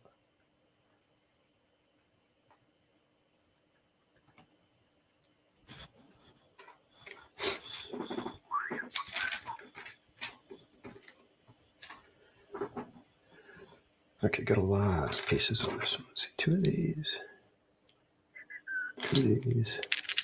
And there you go. On the front.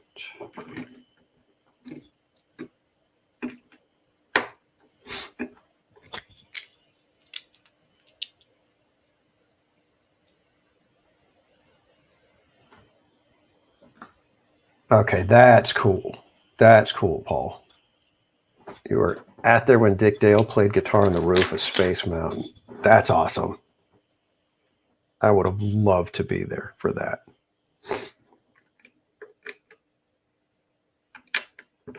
And I don't care what anybody says, that original soundtrack on Space Mountain was better than what we have now. Who did the current one? Did Michael Giacchino, is he the one who did the current Space Mountain? I think that was him.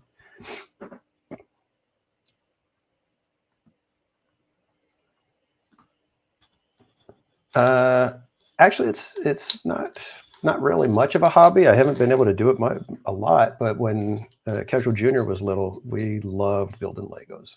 I had a blast helping him with Legos. Like I said, for the first 4 years, and then he got good enough to where he could do it. And Christina Holmes, welcome in, my friend. Good to see you.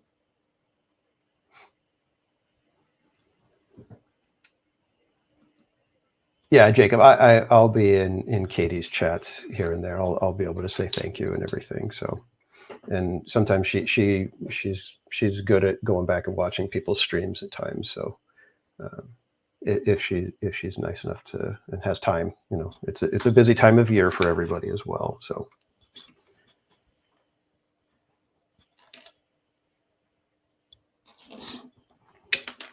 There.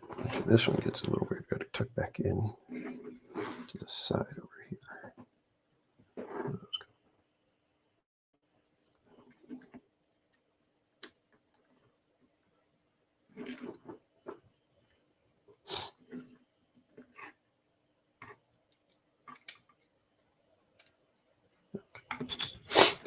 Got it. Moving on. Next one. 444. Those. I remember Casual Junior. He was like 8 years old. He wanted this one Lego set that was like one of the big sets, motorized. It was the excavator. So the tracks would move, and then the little scooping arm was all powered and everything. And it was like like I said, he was 8 years old, and it was like one of the 16 plus type of. That's the age group it had on there. And so when he got it, we told him, okay, this is a real set, so you have to take this one serious. You can't just start building however you want, whatever. And so the instructions basically said, take everything out of the bags and sort everything before you even start the build. And so we told him, okay, you got to take it all out and you have to sort all the different pieces. And so we got him a bunch of little cups and things like that. And he spent 2 days just sorting. Didn't bat an eye. He was having a blast the whole time. And he built the whole darn thing by himself. That's why I'm trying to figure out, is he going to be an architect? Does he want to do construction? What does he want to do? And he really enjoys working with his hands. He's been trying to get an apprenticeship with an electrician or a plumber. So we're still trying to get that figured out. But yeah, he's eventually going to do something where he's working with his hands a little bit more than sitting behind a desk.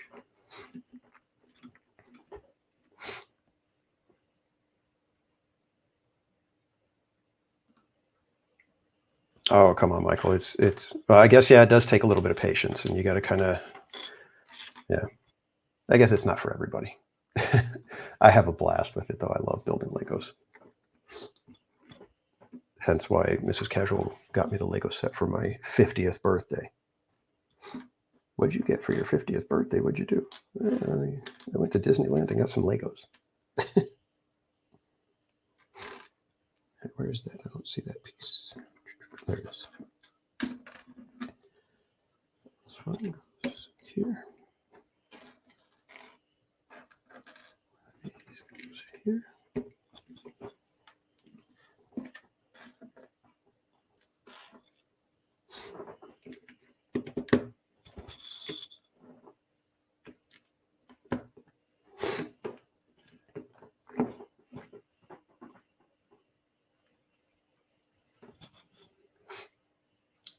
Oh, thank you, Jen's Crochet. I appreciate it. And yeah, we're excited because Casual Junior has, at the behest of Mrs. Casual, simply because Casual Junior enjoys toys and squishy toys in particular. He's always had a fondness for them, even as he's gotten older. He's been like, you know what, I don't care what it, anybody can laugh and whatever if they want. He's all, I like them. So she got him a beginning crochet set. So he's currently crocheting. I think its name is Cornelius. He's a little bumblebee. So he's learning that. So eventually, Jen, you'll be able to talk crochet with him, give him pointers and things like that.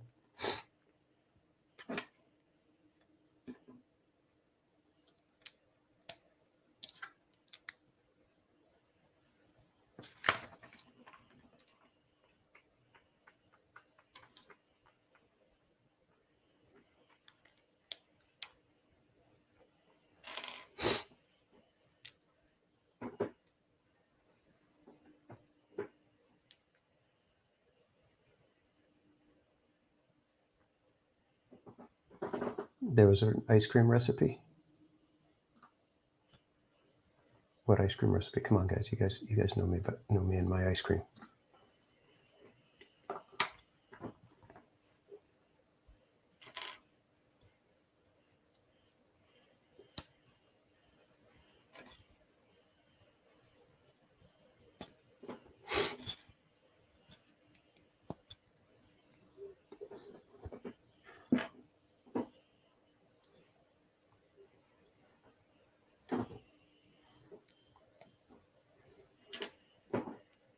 Okay, now I got Copacabana still stuck in my head. What the heck?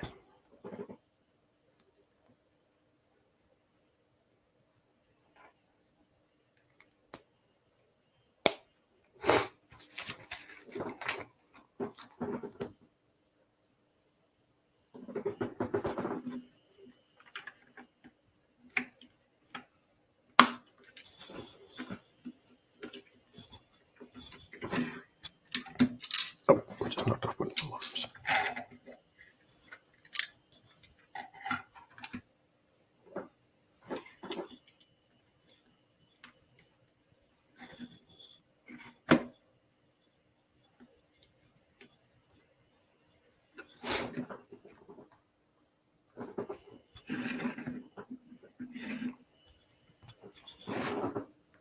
Yeah, he's a really good kid, Jen.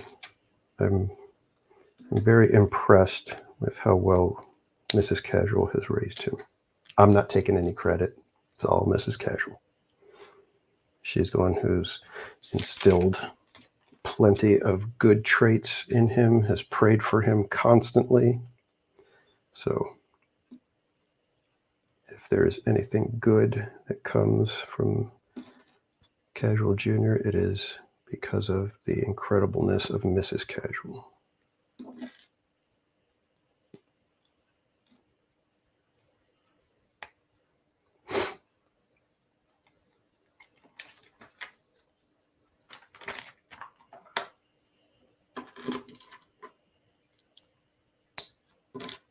I really wish I could get Copacabana out of my head.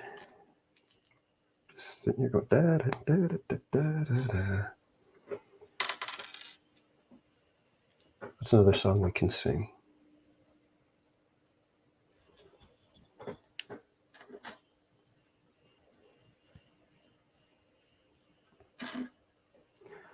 Desmond has a barrow at the marketplace. Molly is the singer in the band.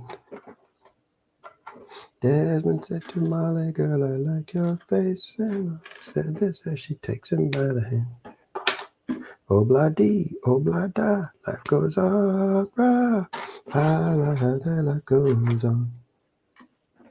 Obla-dee, obla-da, life goes on, rah. La la, how the life goes on. There, now I'll get that song stuck in my head.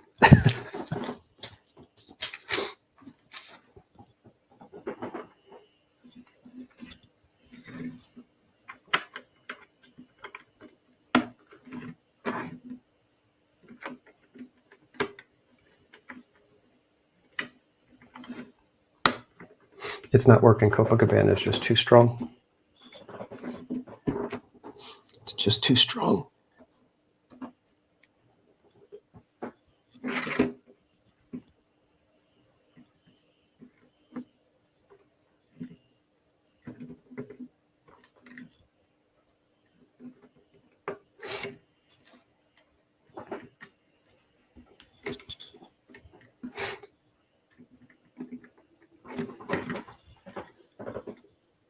Not looking too shabby, huh?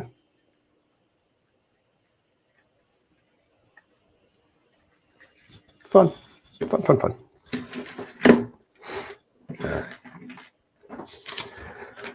On to step 52.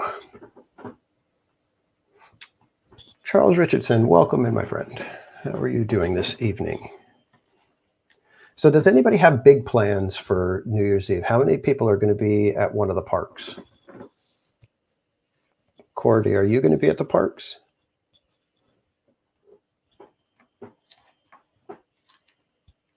Me and Casual Jr. were going to go to Knott's, but it turned out that Mrs. Casual was going to be able to be home with us. So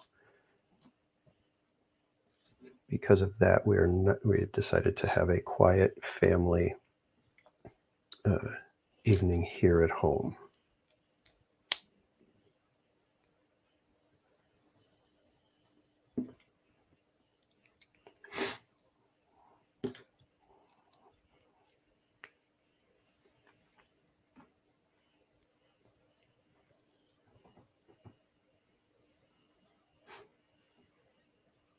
Oh, Christina Holmes, you're going to Knott's. Ah, jealous.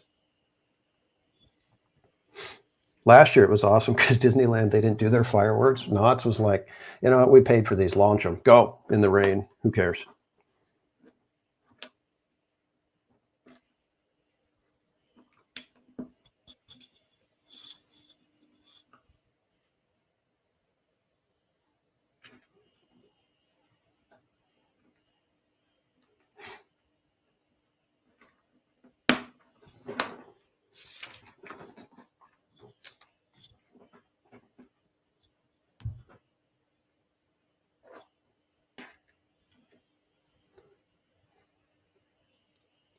Very odd. They've got I guess it's just 2 plates tall, but they could have, whatever.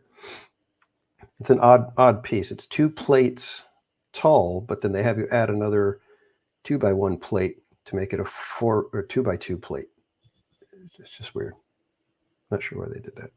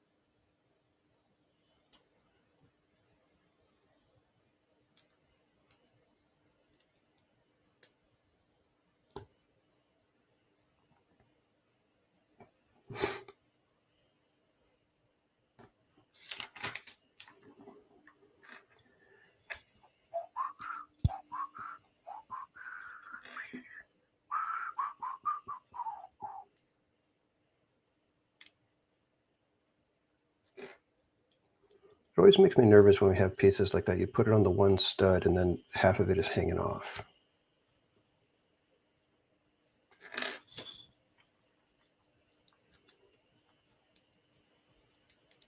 If you guys ever work with Legos, I'm pretty sure you know what I mean. It's a little unnerving.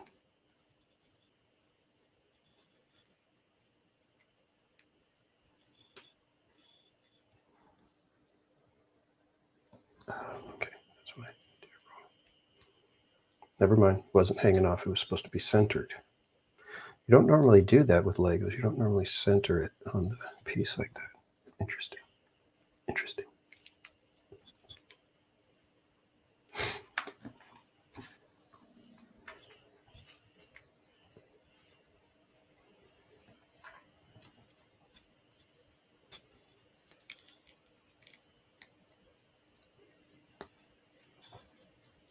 Man, they are serious with this construction stuff. This is crazy.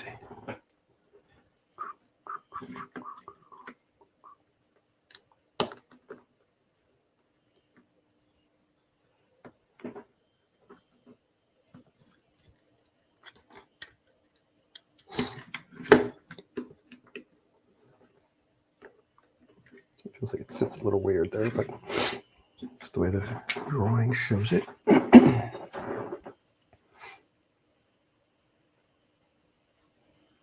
No, okay, Corey. Yeah, see, family nights are good for New Year's. I think that's the wise decision. Even though being at the parks is really, really fun,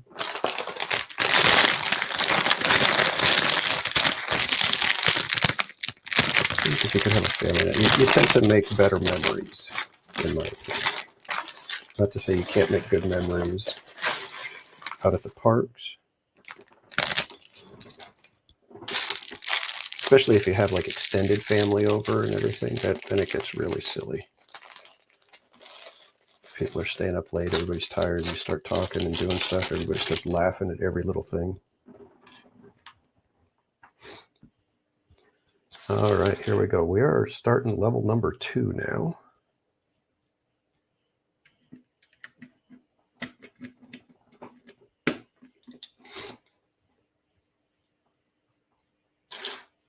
There's definitely something cathartic about Legos for me. It just feels relaxing.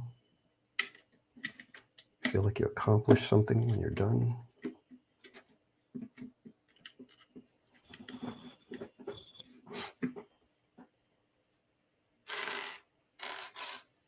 I think the only thing I don't like when it comes to Legos is having to dust them.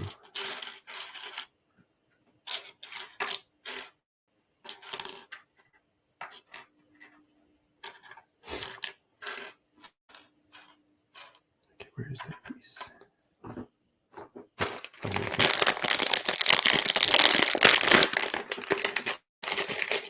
When you say to open the number 3 bag, make sure you open both of the number 3 bags. Otherwise, you'll be looking for a piece that's not there.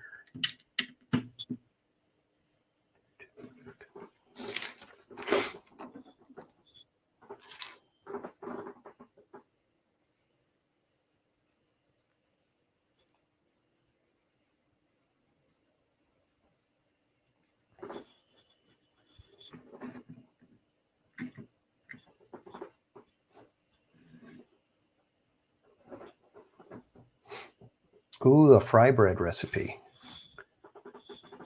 Apparently, I did not get to taste proper fry bread at Knott's Berry Farm. And boy, did that lady let me know. So someday, I hope to try proper fry bread. I thought that was hilarious. I'm like sitting down, about to eat my fry bread, and this lady comes up and just like, just so you know, that's not real fry bread. It's not supposed to be like that. I had to take mine back because I couldn't even break it apart. And I told them, well, you try to break it apart, and they couldn't even break it apart. So they had to give me my money back. And okay, thanks. I'm going to try to eat my fry bread now.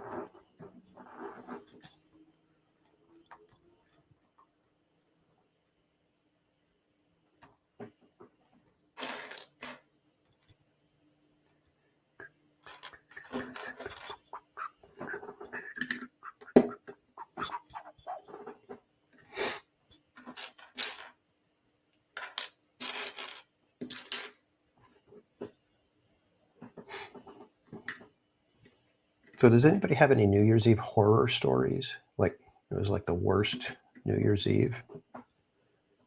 The worst I had, I went to Disneyland for New Year's Eve, and me and my friends, we waited in front of the castle. So we were there from like, I think it was like 8:30 because we were like on the front side of the hub. So we were like in the street right there in front of the castle.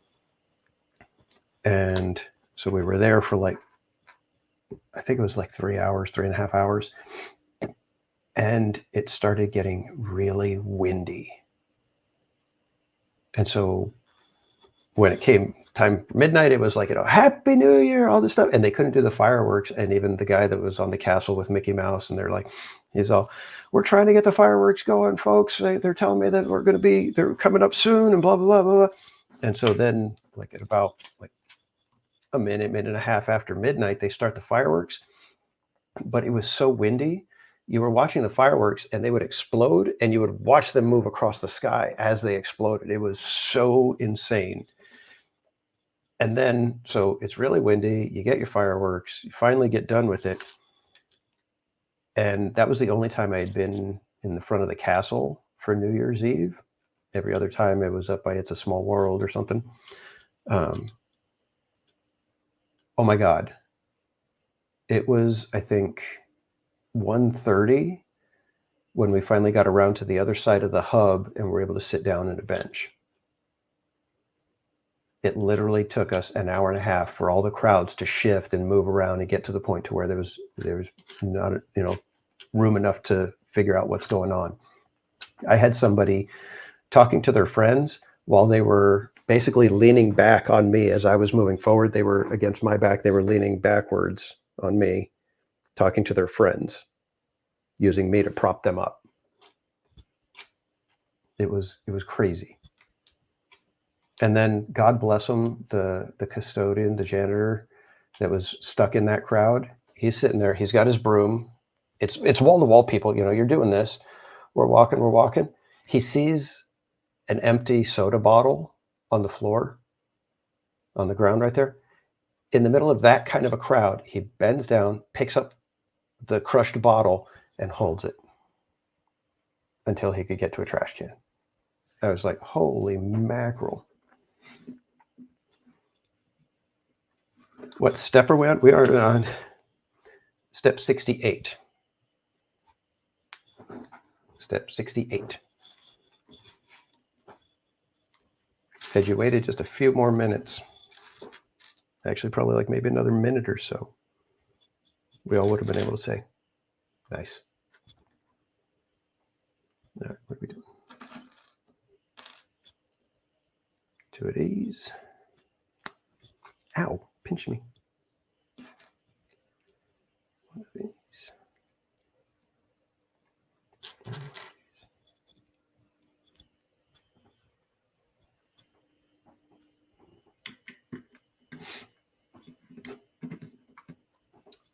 Tony Abbott, please see. Did you say something up here, or what am I?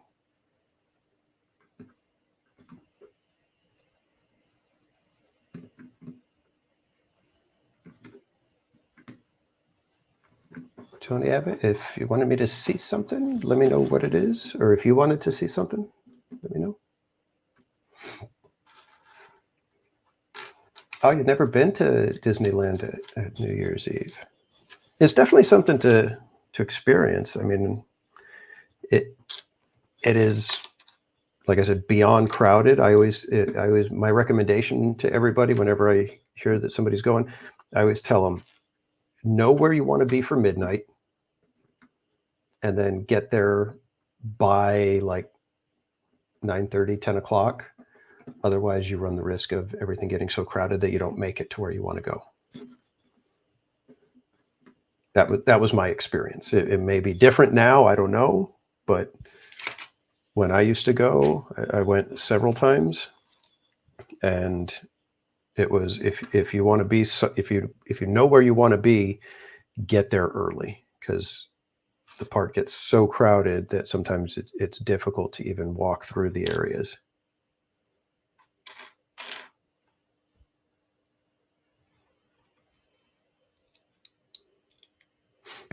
like I said, there was the one year after midnight, it took us literally an hour and a half to get around the hub. And it was windy and cold. Ugh. That year was miserable for New Year's.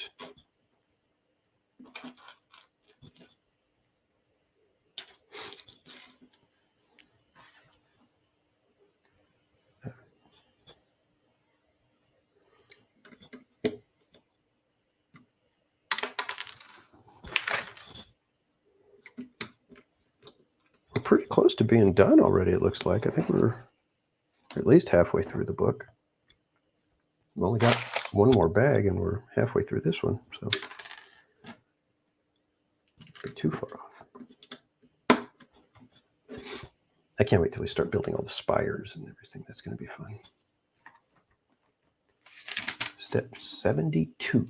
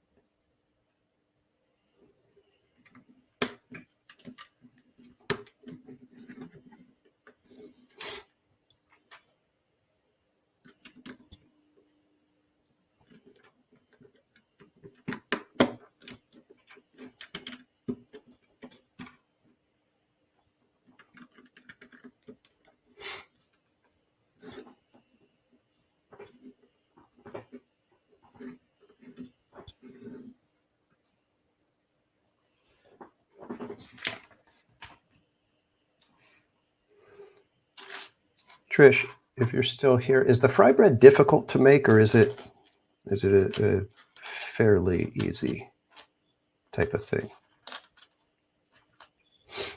Because I'd really like to try proper fry bread after being told what I had was not anywhere near accurate.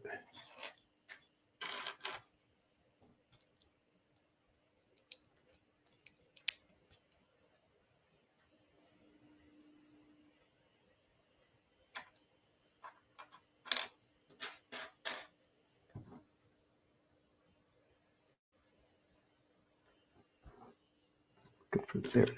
Got it. It's okay. I found it. Crisis averted.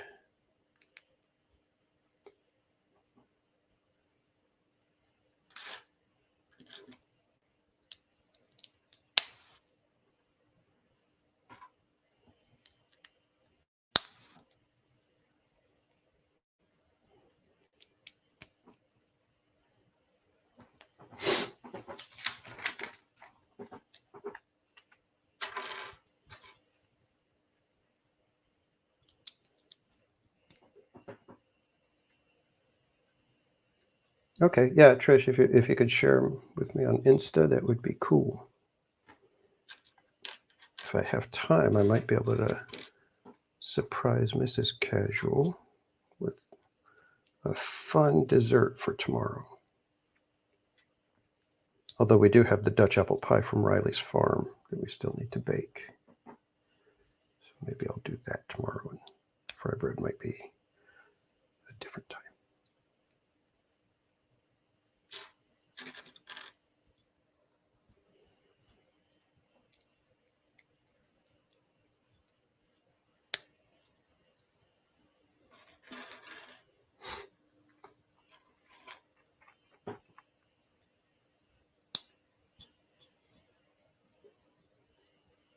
Thanks for hanging out with me, everybody. I appreciate it.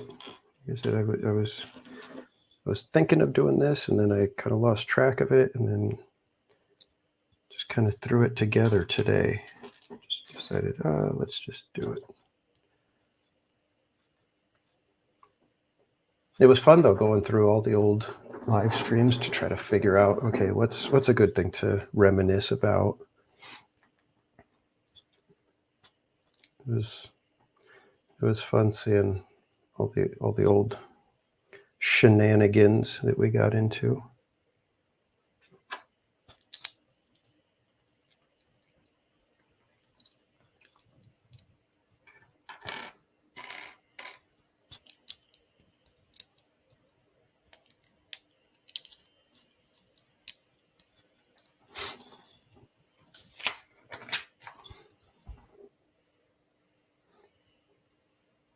I think I'd like to do It's a Small World. This one's making me think of it, that it'd be kind of fun to do an It's a Small World Lego set. I don't know if I've seen that.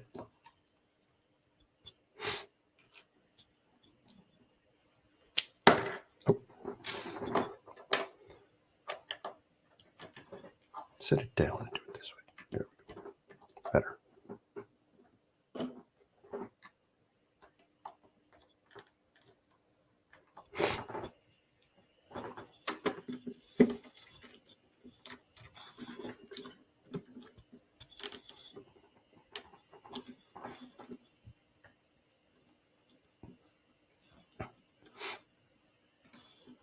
Oh, Tony, I can imagine. We only have Casual Junior, and we probably spent, I don't even know how many thousands of dollars worth of Legos over the course of his life. And he still buys them. He still loves Legos.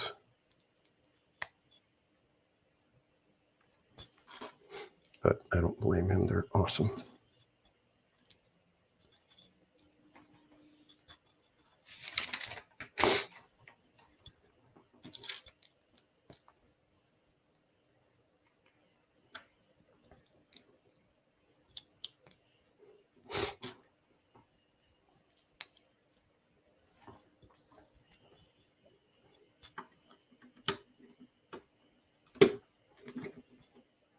And the engineering on these is just insane on some of these parts.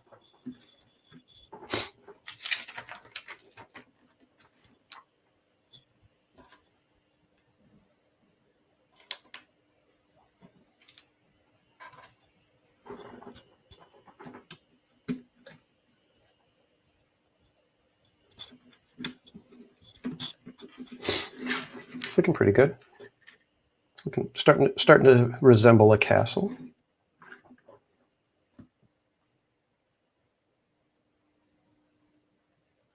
Oh, the roller coaster ones. I almost thought about starting to collect those because they had they did a Ferris wheel, they did a spinning, like one of the little carnival rides, and then they did the roller coaster. I was like, oh man, I should start getting these, but I didn't.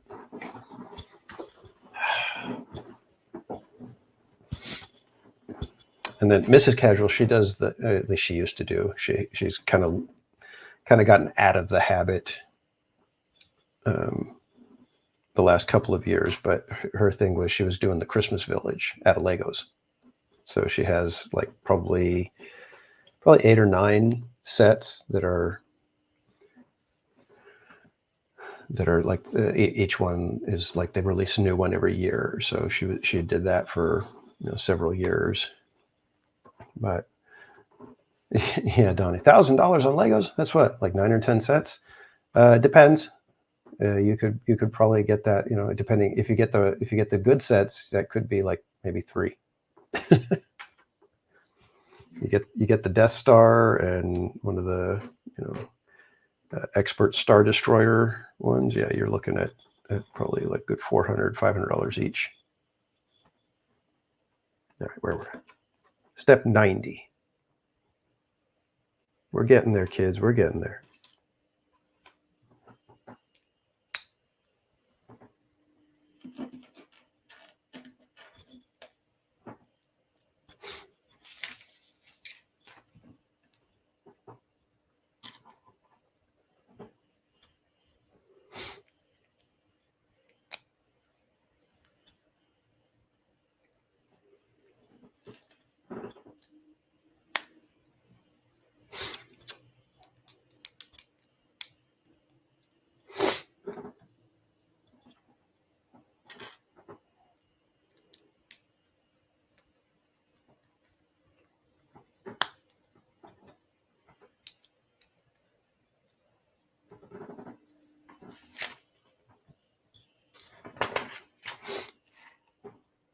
Set that aside for a moment.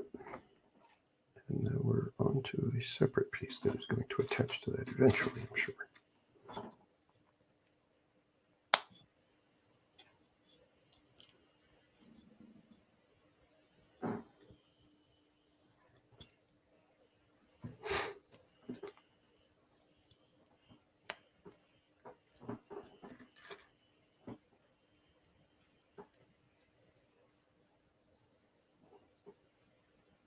Seriously, the engineering on these things is amazing.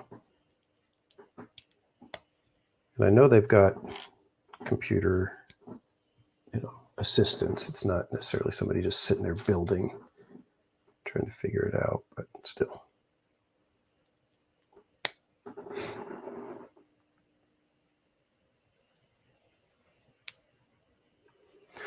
Yeah, Tony, that's exactly how we felt. There were so many Legos at one point. He had probably like a bookcase like this with bins just filled with Legos.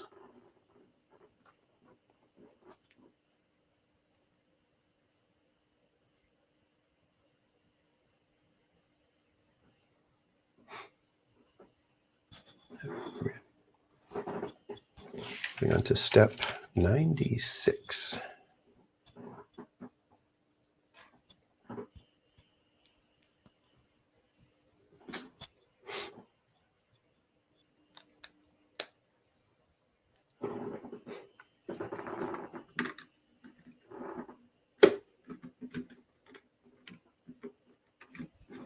Check that out. This little roof right there, and then the nice long tower coming up.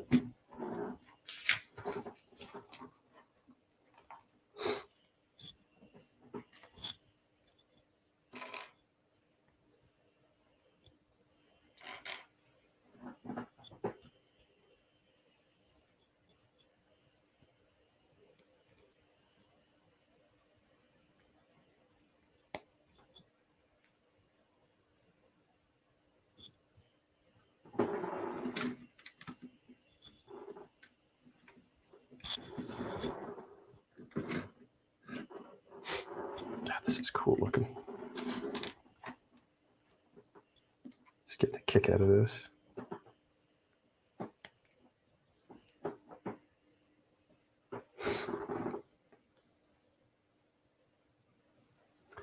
Oh yeah, Christina, those sets are really, really nice. We've gotten, there was one that was like a set with three birds. We got that for Casual Junior's grandma, my mother-in-law. And then we got the roses. They were individual, like two little long stem roses. We got those for Mrs. Casual. And then there was another little set with birds. But yeah, I've seen the one with the succulents. Those ones are cool. I really get a kick out of those kind of things.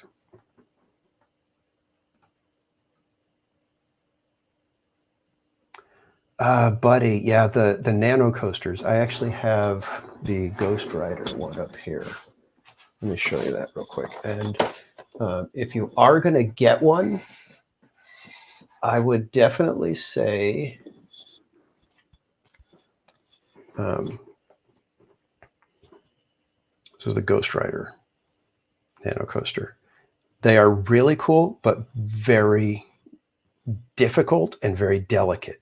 So if you get one of the steel coasters, the ones that's just like very thin posts holding it up, it's going to be very tough to get that to keep them straight, because even this with like flat panel style pieces, it was very frustrating to try to keep the bends nice, the curves nice and smooth, rather than having them end up being all wonky and everything. So that would be my word of warning to you if you decide to get some nano coasters, is the ones that are the steel beasts. Those ones are going to be probably very difficult, and they're not easy to punch out of the little metal plates either. I think that was probably what took most of the time, was just getting everything prepped, because you got to pop out every little piece, and then like all the little nubs where it was connected, you got to take like nail clippers or something like that and really like kind of dig it out and make sure that it's, nice and smooth on that edge. So while they look really cool, if you're not into, model building and things like that, and really want to take your time, I wouldn't suggest like I said, the Steel Beast coasters. Definitely stick with a woody like that one. That one was at least easy enough. I'm not the type that I could get into it. If it was the other ones, I don't think I would have been able to do it. I think it would have looked like crud, and I would have been mad and probably just put it in a box and put it away.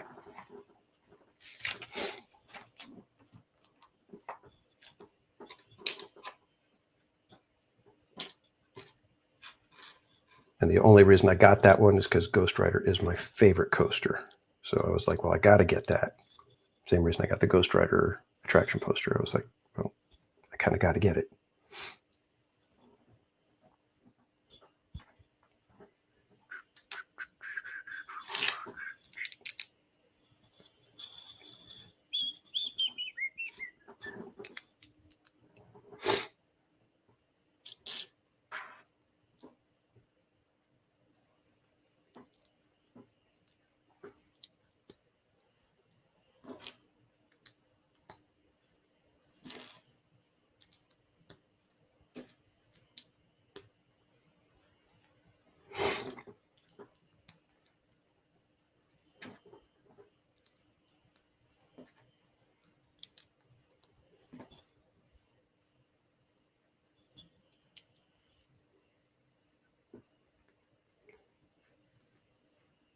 Yeah, the little coaster model, they're really cool. And when you see the ones, when you see them on the website or whatever, they look awesome. They're wonderful little models.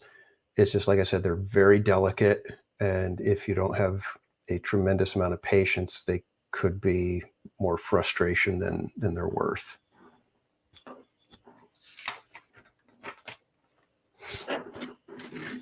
Now, so check this out. We are putting in one of the front turret spires, the main castle portion. I think we're doing pretty good. We are on step 100. Should have checked to see how many steps we have. That's no fun then, right?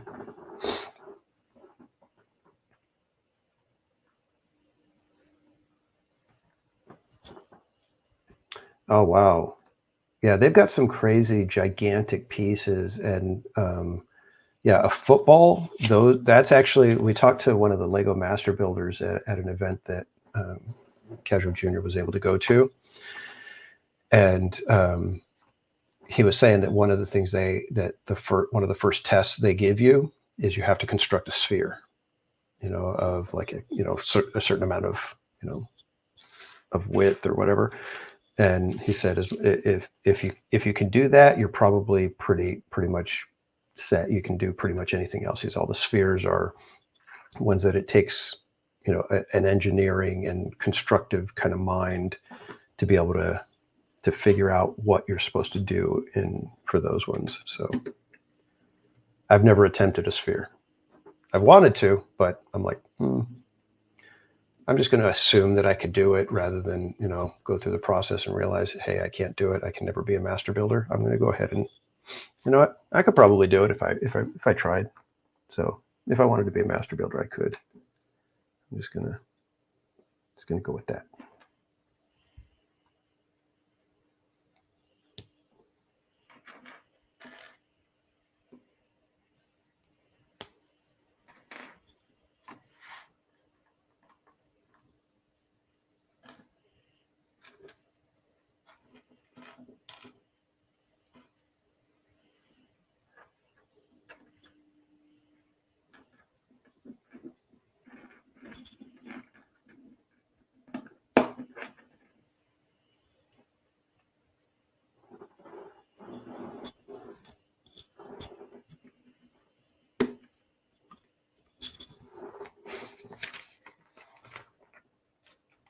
Oh, geez, check this out. Watch. Okay, so they have you construct this, and then you wrap it around, and snap it in around on this side.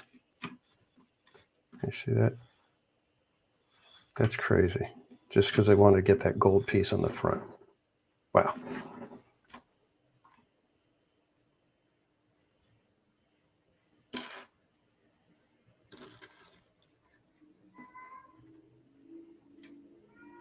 And the cat starts crying, of course.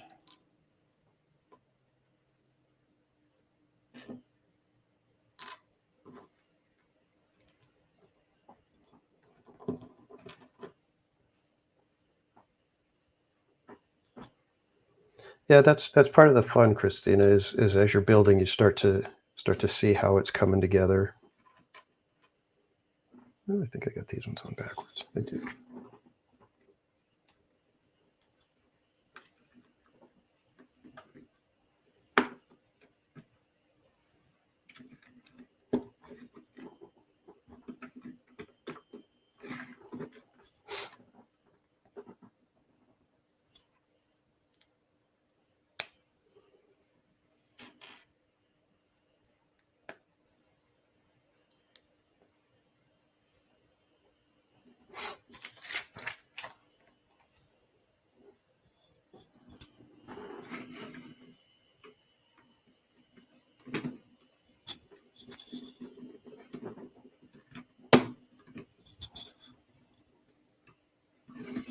Jeez, look at that. That's how they make the little gold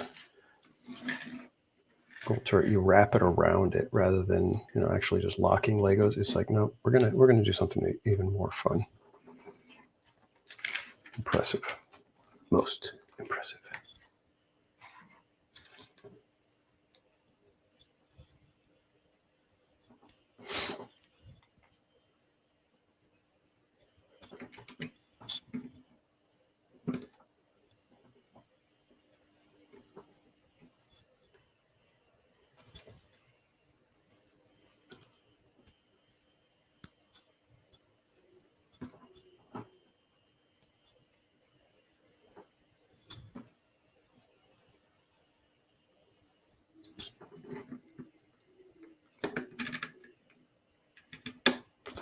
Wrong direction. This one goes here. Okay.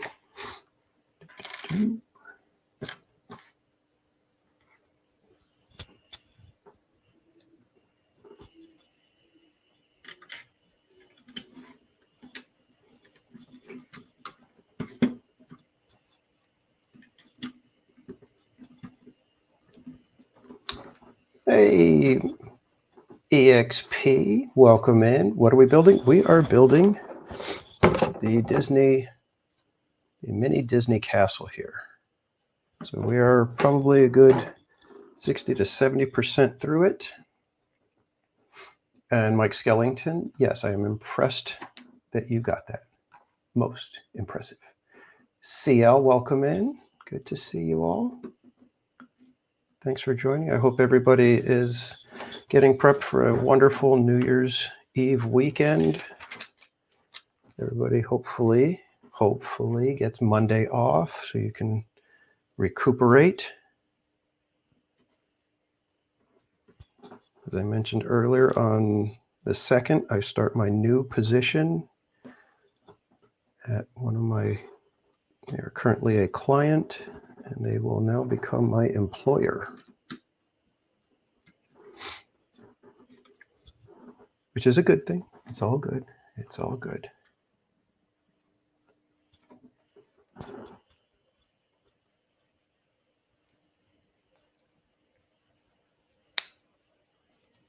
Yeah, we even get little windows. They give you a little purpley window. Can you see that? There we go. A little bit of an angle. Okay, this is going to get fun right here. We're going to build like a little window that's got little spires next to it. I love it.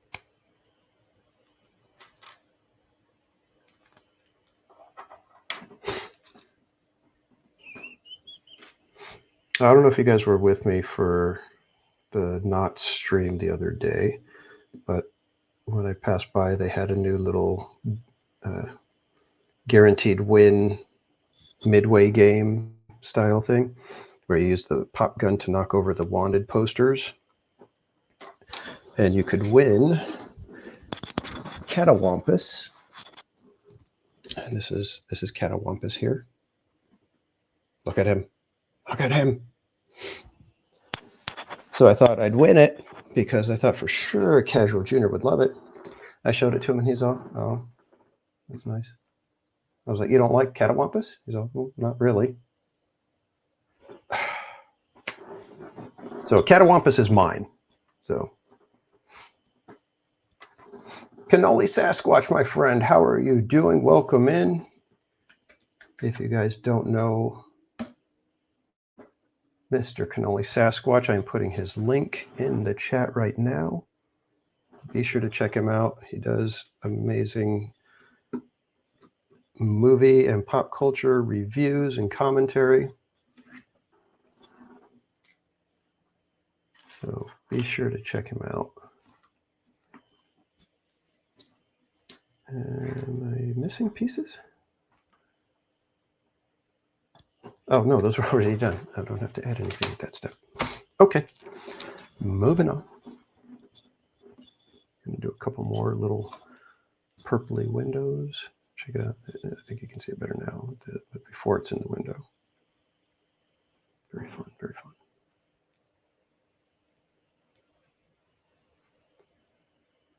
Yeah, Catawampus was tall in the mazes. That was cool that they had the person on stilts and all creepy looking like that. It's good stuff. Good stuff.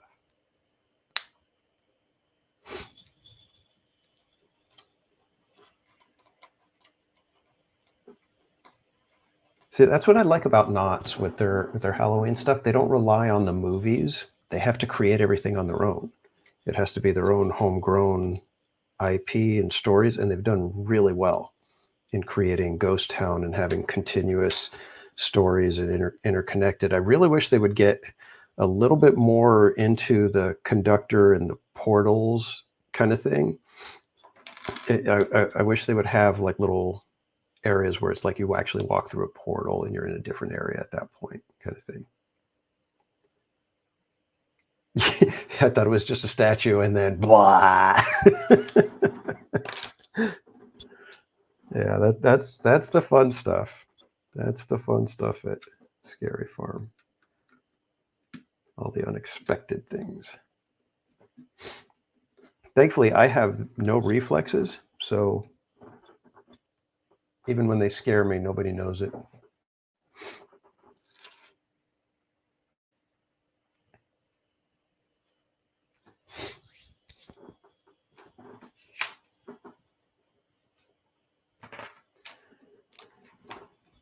Yeah, I wish I could figure out a way to get ideas to them because, like I said, I was talking about earlier with when we were going through Villains Grove, I have an idea for them to be able to use to do a mood kind of thing, and I wanted it to be something that is like a I don't want to say star-crossed lovers, but almost like a Romeo and Juliet sort of thing, but it deals with mirrors.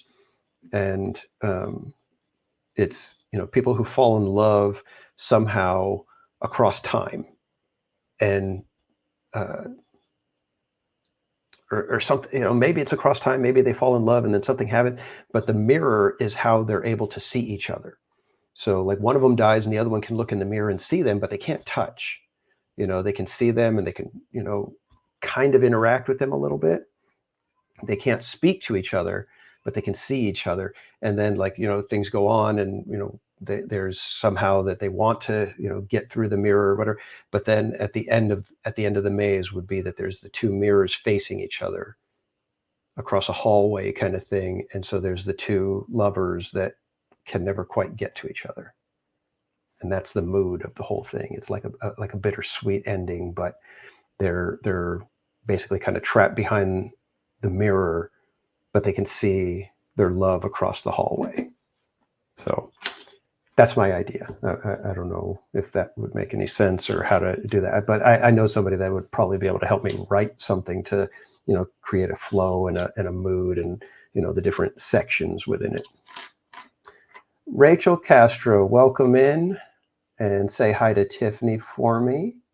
You weren't here earlier, but I was saying thank you to the mods, and you and Tiffany are two of the mods that I'm also very thankful for. You guys are there so many times in the chat, taking care of things and making sure the chat is flowing and safe for everyone. So thank you to you, Rachel, and thank you, Tiffany. And if you're just joining us, we are building the mini Disney castle from Lego. I got this for my birthday last month. I'm finally getting a chance to actually build it. I hadn't really planned to build it on the stream, but then, I think it was last week, I thought, oh, hey, you know what? I could build it on the stream. That might be kind of fun. And so I decided that I would do it tonight.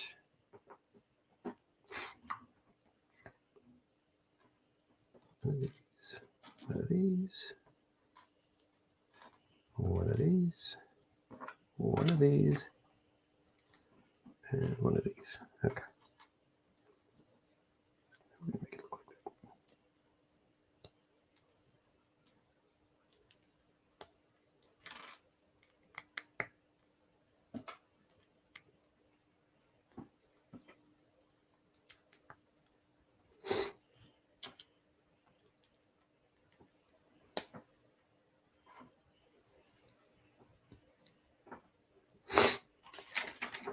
Wait. Okay. See you a sec for a minute.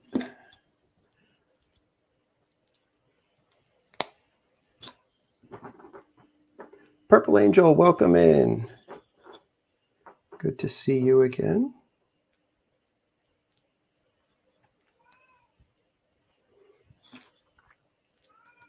If you guys hear a cat screaming, that is my cat Skittles, and she is telling me that she wants to eat again.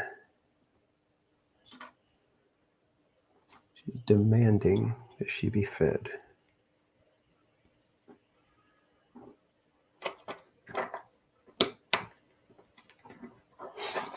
It happens roughly every 2 hours or so.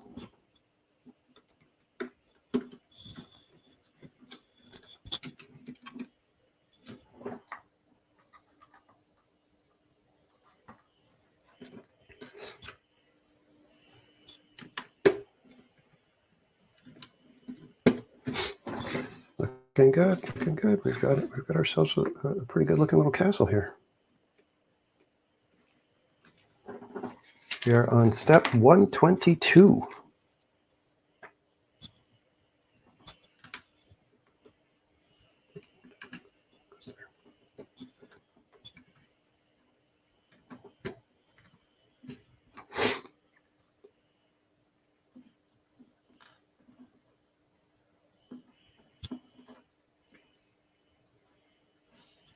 I love it when we get to the little finial style of ornaments and stuff. Those are fun.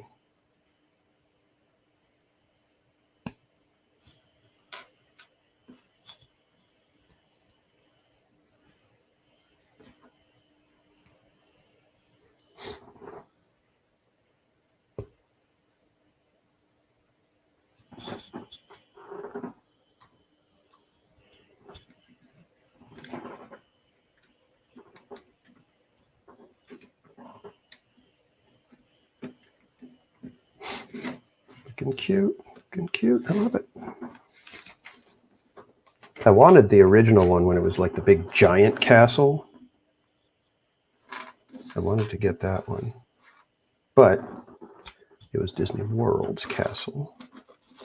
So I was like, maybe I'll wait and see if they do a Sleeping Beauty castle. They never did.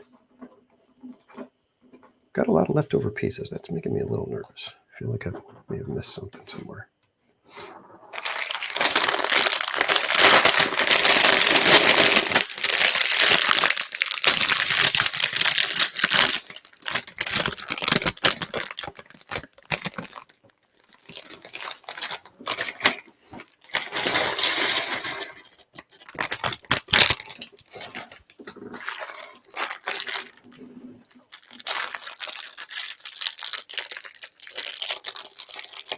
Almost 60 likes. Wow. Maybe I should turn into a Lego channel.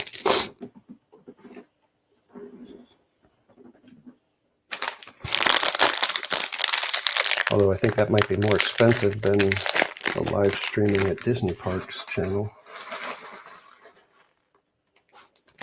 I know Casual Junior would enjoy that more.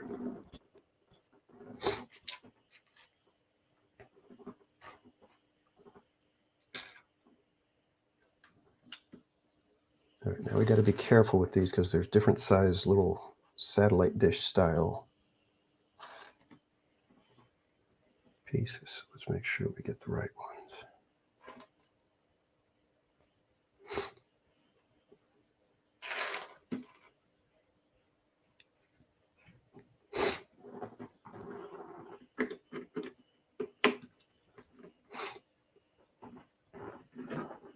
Alex Bartley, welcome in. Lego ASMR, nice.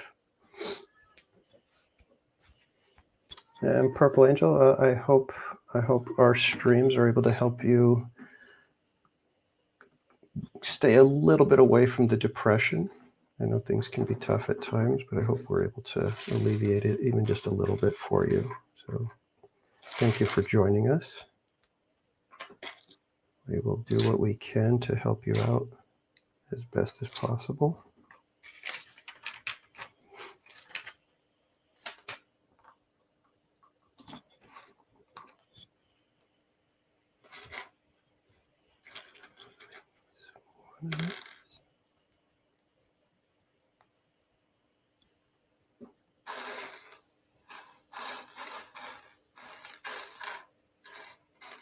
Yeah, that's the real ASMR right there.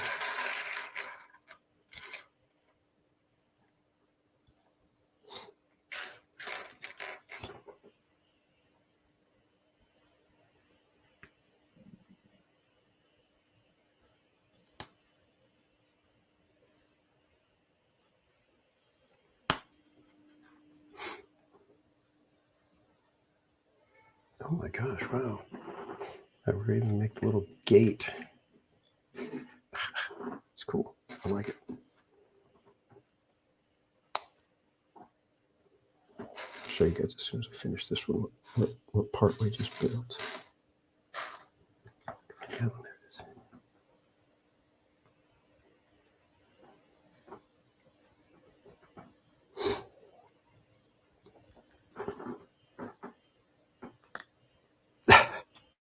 Not growing my nails. Not growing my nails.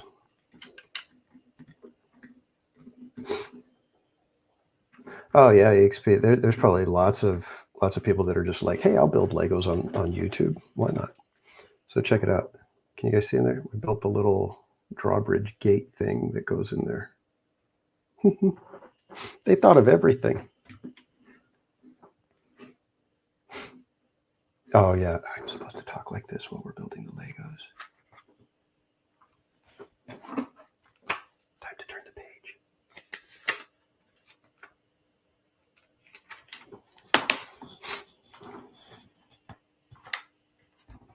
I feel kind of weird doing that. I'm not going to do that again.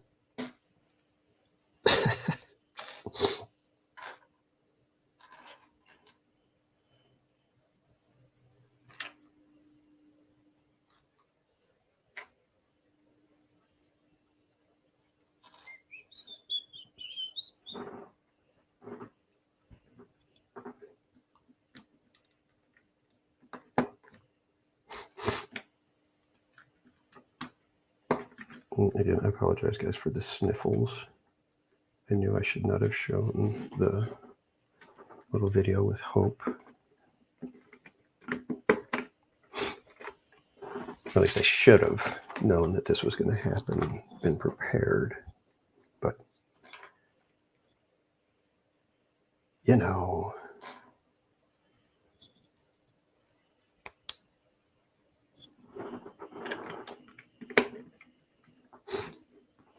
Current TV, welcome in.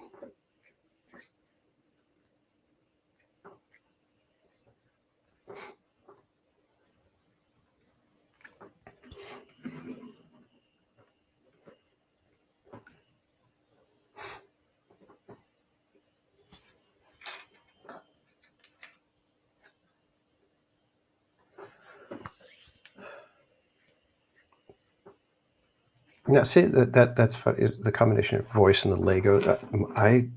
I still, when I hear my voice, I'm just like, oh God, that sounds terrible. It's like I hate hearing my own voice. It's like you would think that by now I'd be like, oh yeah, well, it's just how I sound. Oh well. But no, I hear it and I'm just like, yeah.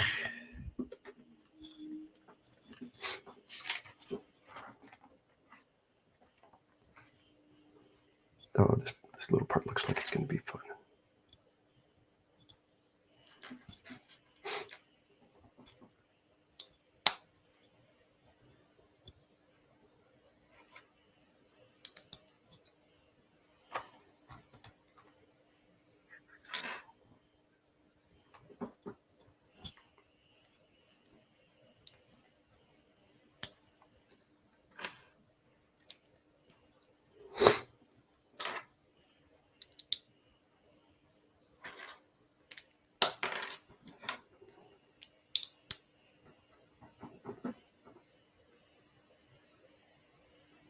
Okay, Cordy, you're going to just need to calm down now.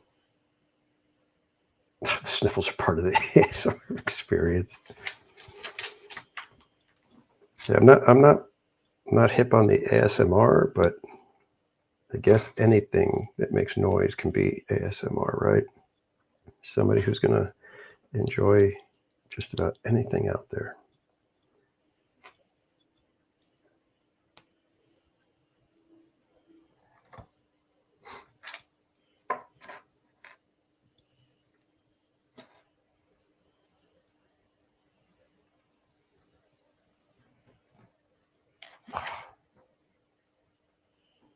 Look at that little piece.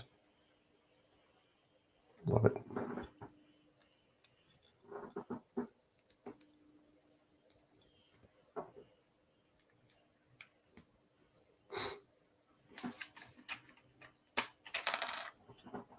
Check that out.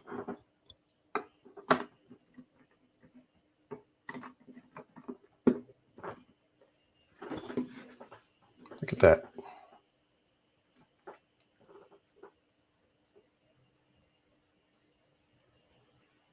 It's so cool. I love it.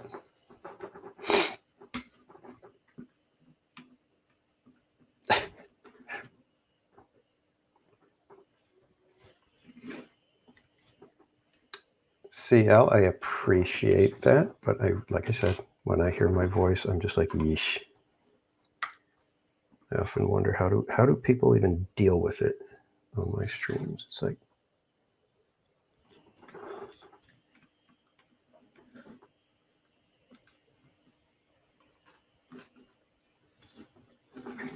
how's this going to go? Without breaking all the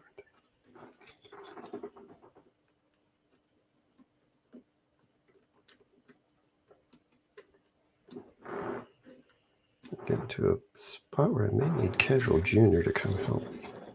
What does that say about? Nope, nope, I got it. Never mind. Haha, I win.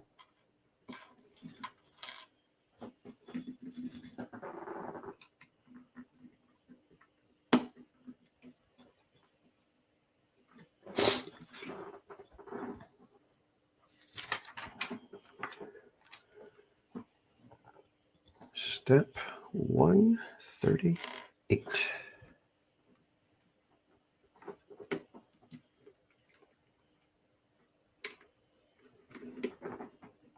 This one's going to be tough.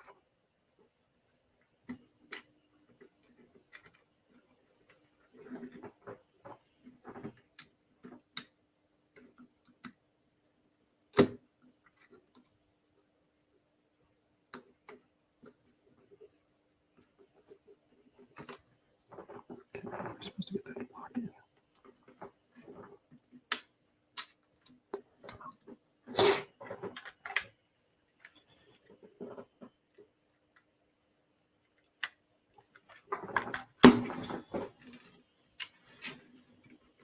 There's these weird little hook pieces that are supposed to like lock in around the little barrel, but they don't. It doesn't want to lock.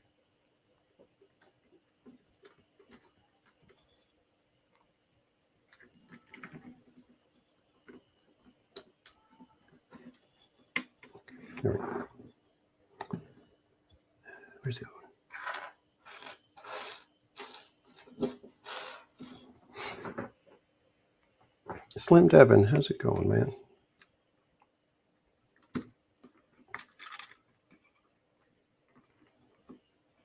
I'm halfway tempted to check on the side of the desk over here in case you might be hiding there with like a cupcake or some sort of a donut to hand me.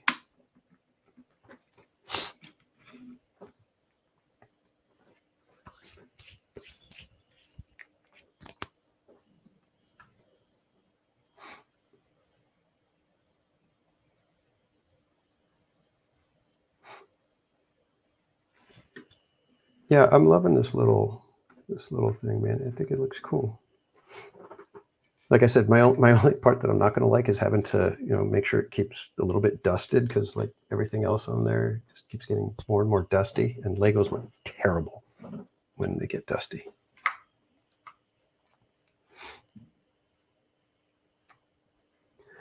Oh boy, here we go. We got to build 5 of these. There.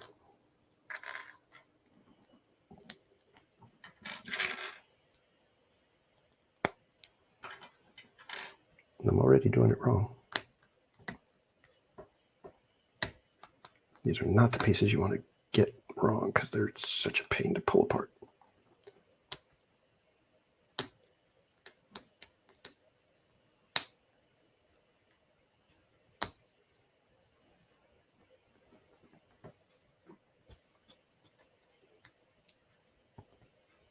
There we go.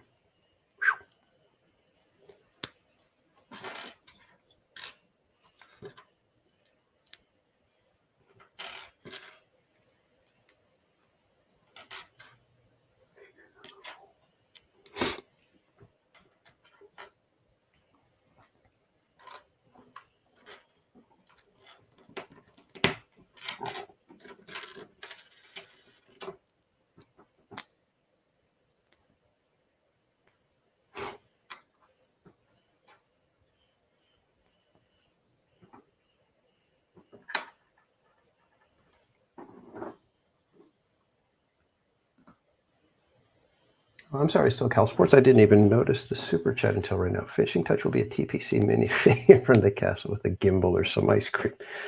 We could probably figure that out. I'm sure if I tell Casual Junior that's what we need, he'll figure it out.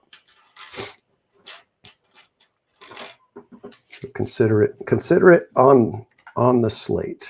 We may be able to get it done.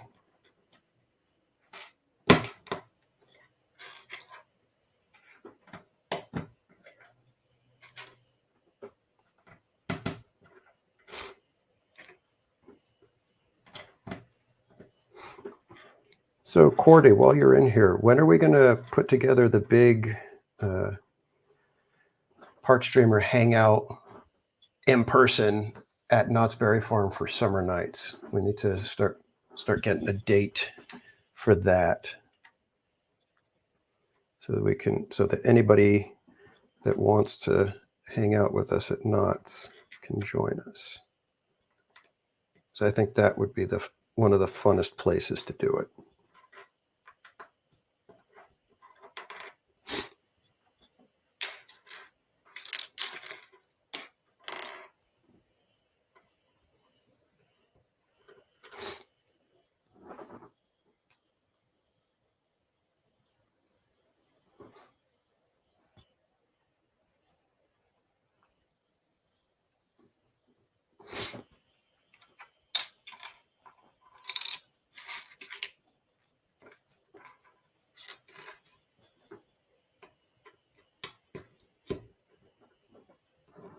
Five of our little turrets coming together.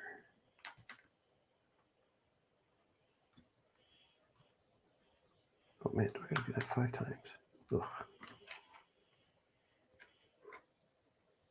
No. Oh yeah, I do. Geesh. Okay, there we go.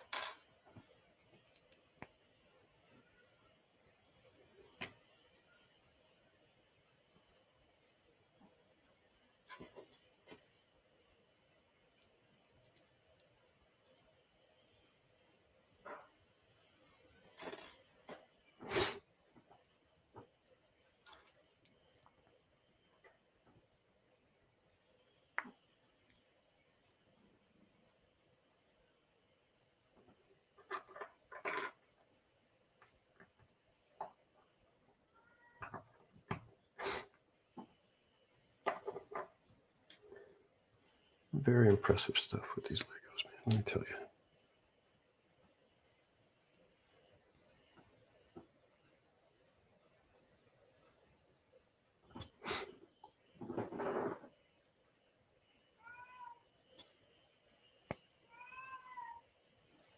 Slim Devin not feeling good? Bummer, man. You feel better soon.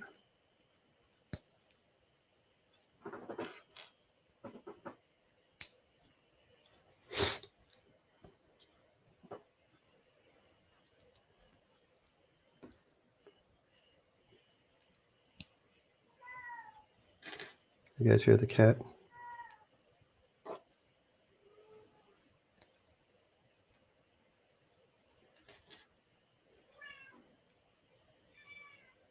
Tried to tell Casual Junior, I said, if she starts screaming at me, come get her and deal with it. He's probably playing Minecraft with his buddies. So I'm stuck with trying to deal with cats screaming at me.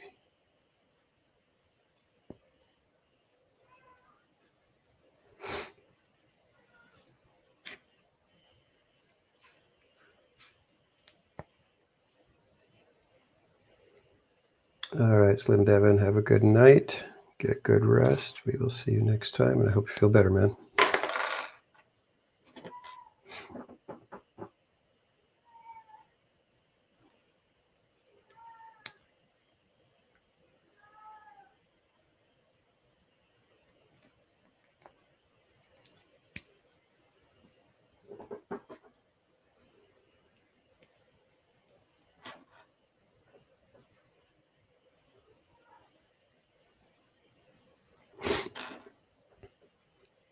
So I recently got to introduce Casual Junior to several movies that he still hadn't seen in a while, hadn't seen yet. So he finally got to see The Matrix. Finally got to see The Mummy with Brendan Fraser. Finally got to see Some Like It Hot with Tony Curtis and Jack Lemmon.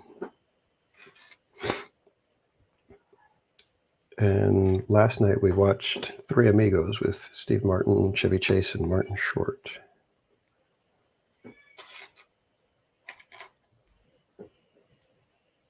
It's been fun having him see some of these amazing classic movies.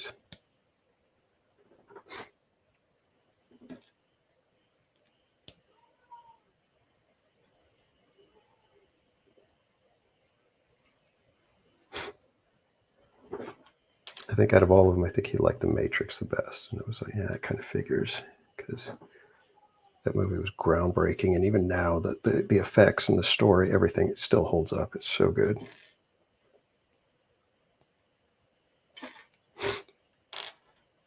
There were only like a couple tiny little spots where the effects were kind of like, it looks a little cheesy nowadays. But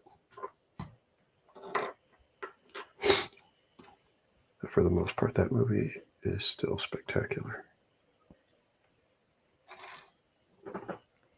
Oh yeah, Trish, Some Like It Hot. That one was like one of our staples growing up. Watch it all the time. Some Like It Hot.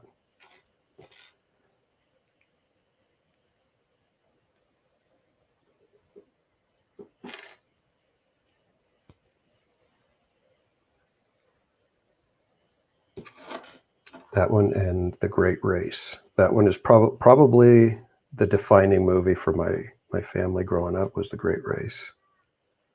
Jack Lemmon, Tony Curtis, Natalie Wood. Just a phenomenal movie. Greatest pie fight ever filmed.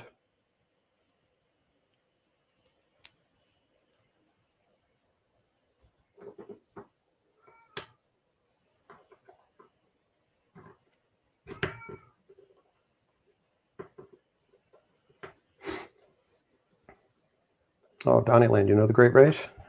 I always love it when people know The Great Race, because that helps me gauge their character. If you know The Great Race, you're obviously a good person. Very cool person.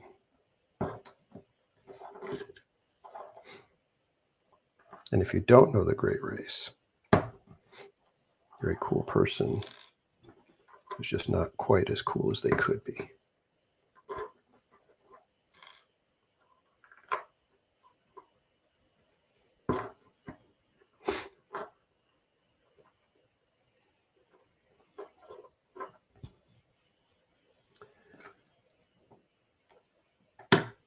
Little turret spires are really coming along.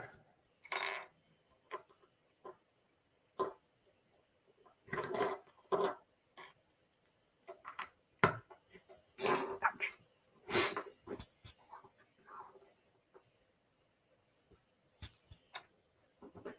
You walked out of the Matrix in the movie theater. How do you walk out of the Matrix?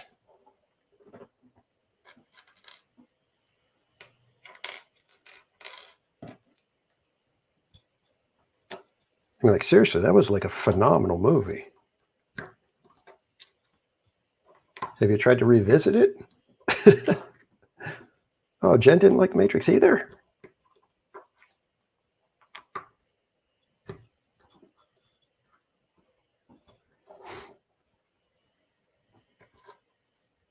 Yeah, watching The Matrix again just recently, I was just like, man, that was a good movie. I loved it.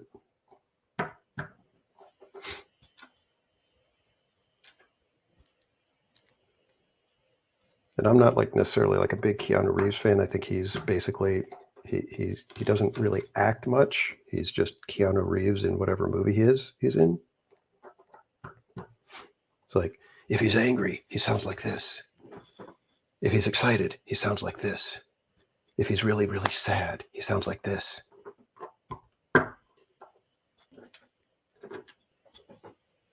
But he was kind of perfect for the role in Matrix.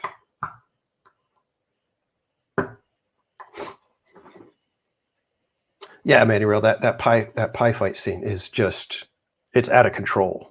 It is unhinged, insane, absolute just craziness.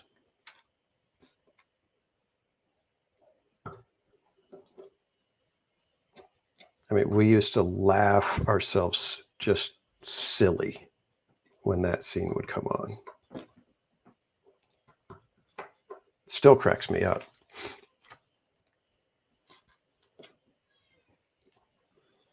But Jack Lemmon in The Great Race as Professor Fate, jeez, what a performance.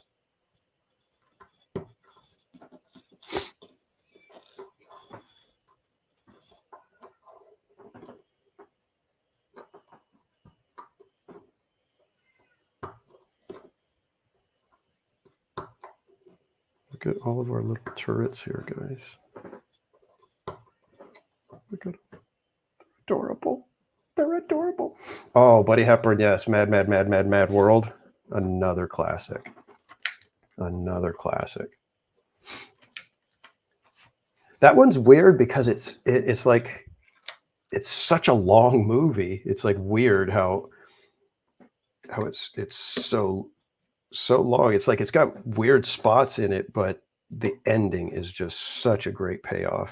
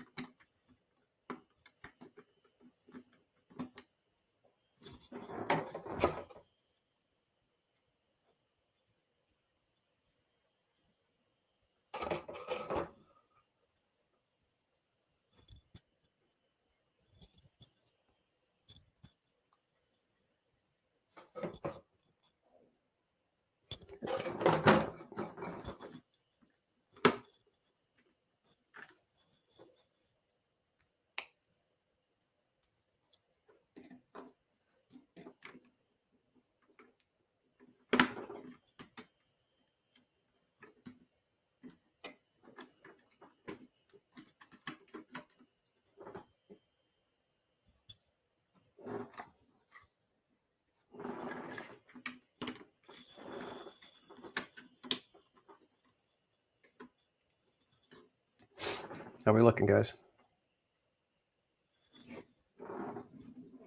I think we're looking pretty good. Manny, I don't think I can argue with Blazing Saddles being your favorite. That's that one. That one. That one.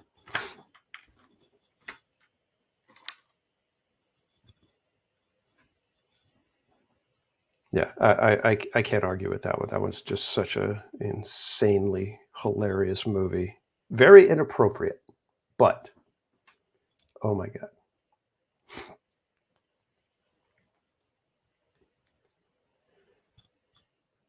I'm not even going to say the lines from Blazing Saddles. Let's just put it that way.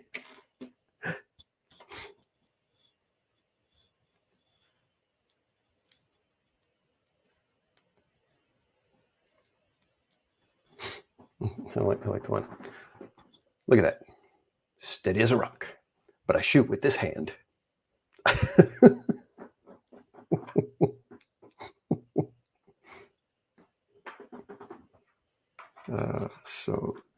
So crazy.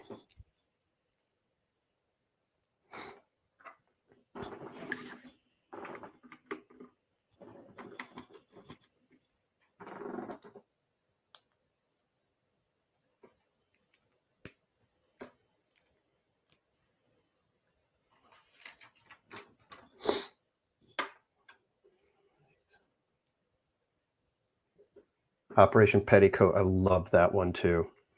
I knew it. I'm dead. No, cranberry.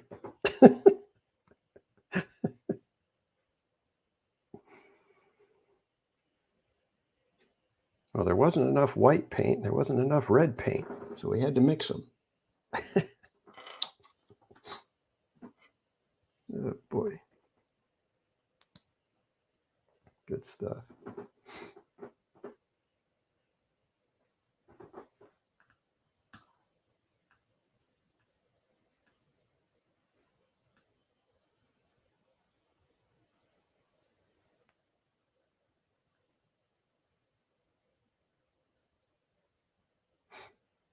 Yeah, no, that was probably the only one where his voice was a little bit different, but I think he was still playing Keanu Reeves in that one.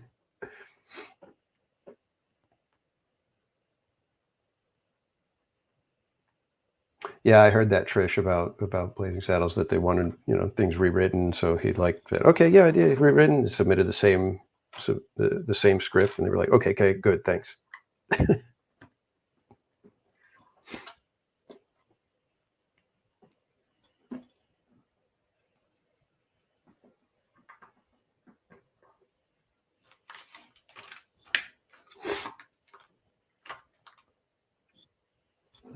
I thought we were done, but we are not.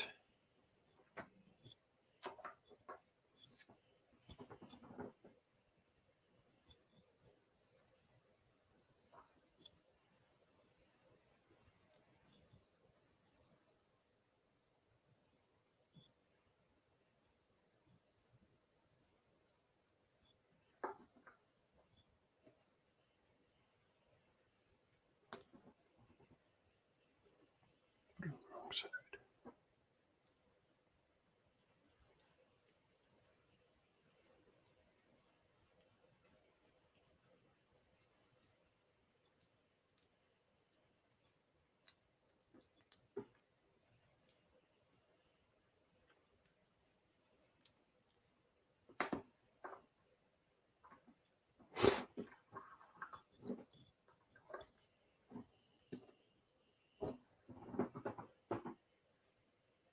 This is an impressive little set here,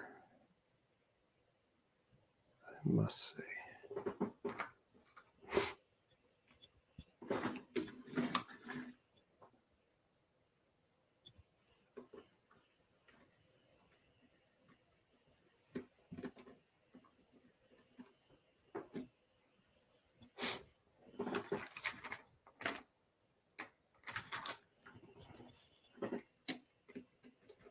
Well, kids, we are done.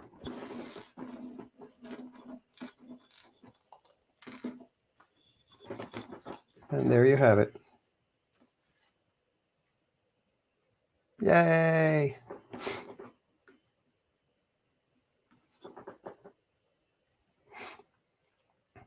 I get no kick from champagne. Beer, alcohol doesn't thrill me at all. So tell me, why should it be true that I get a belt out of you? Ba, ba, ba, ba, ba, ba, ba, ba, ba. Oh, that movie cracks me up. So what do you think, guys? I think this is an adorable set, especially for how it's like a micro build almost. I mean, I guess they consider it a mini, but you know, in the Lego world, when you're doing stuff on this scale for these size minifigures, I consider that a micro build, even though we got our little Mickey here, which we can also add. Oh, there's no room for Donald. Oh, Donald will sit over here. There, we got Donald in there too now. Yay. Oh, sorry, Donald. Sorry, Donald. Donald's drunk again. All right, we're just going to move Mickey then. And we'll put Donald because Donald's our favorite. There we go. Yay, Donald. Oh, Walk This Way. Are we talking Young Frankenstein? Yeah, that was another one that I was able to have Casual Junior see for the first time. Young Frankenstein. Oh, Young Frankenstein. That, yeah, I think I agree with you, buddy. I think I would put Young Frankenstein ahead of Blazing Saddles. Yeah, I think Young Frankenstein would be my number one from Mel Brooks, and I think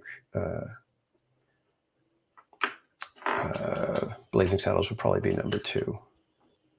I don't think Spaceballs is funny, but I think it's a little more.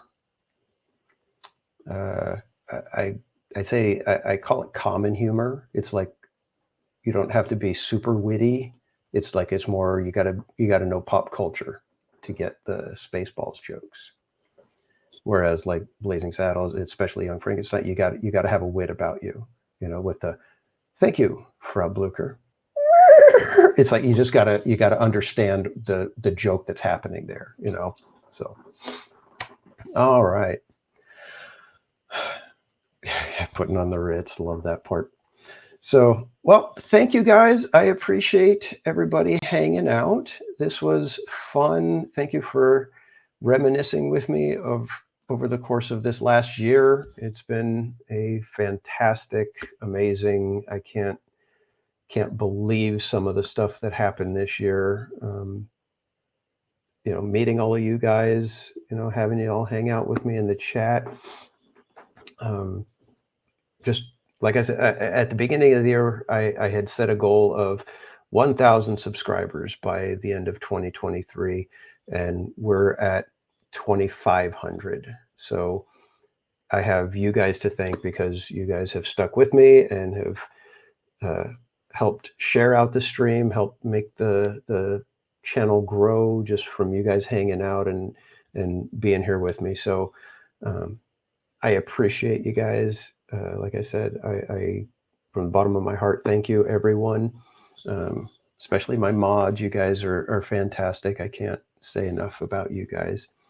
And all my fellow streamers out there, thank you. I can't wait to be hanging out with you guys more and more this year. So until next time, I believe I will be live on Friday, January 5th. We'll be at Disneyland, hopefully hanging out with King B, Juan Rodriguez, and Tam T. It should be an interesting stream. Hopefully we'll have some fireworks and plenty of stuff to watch.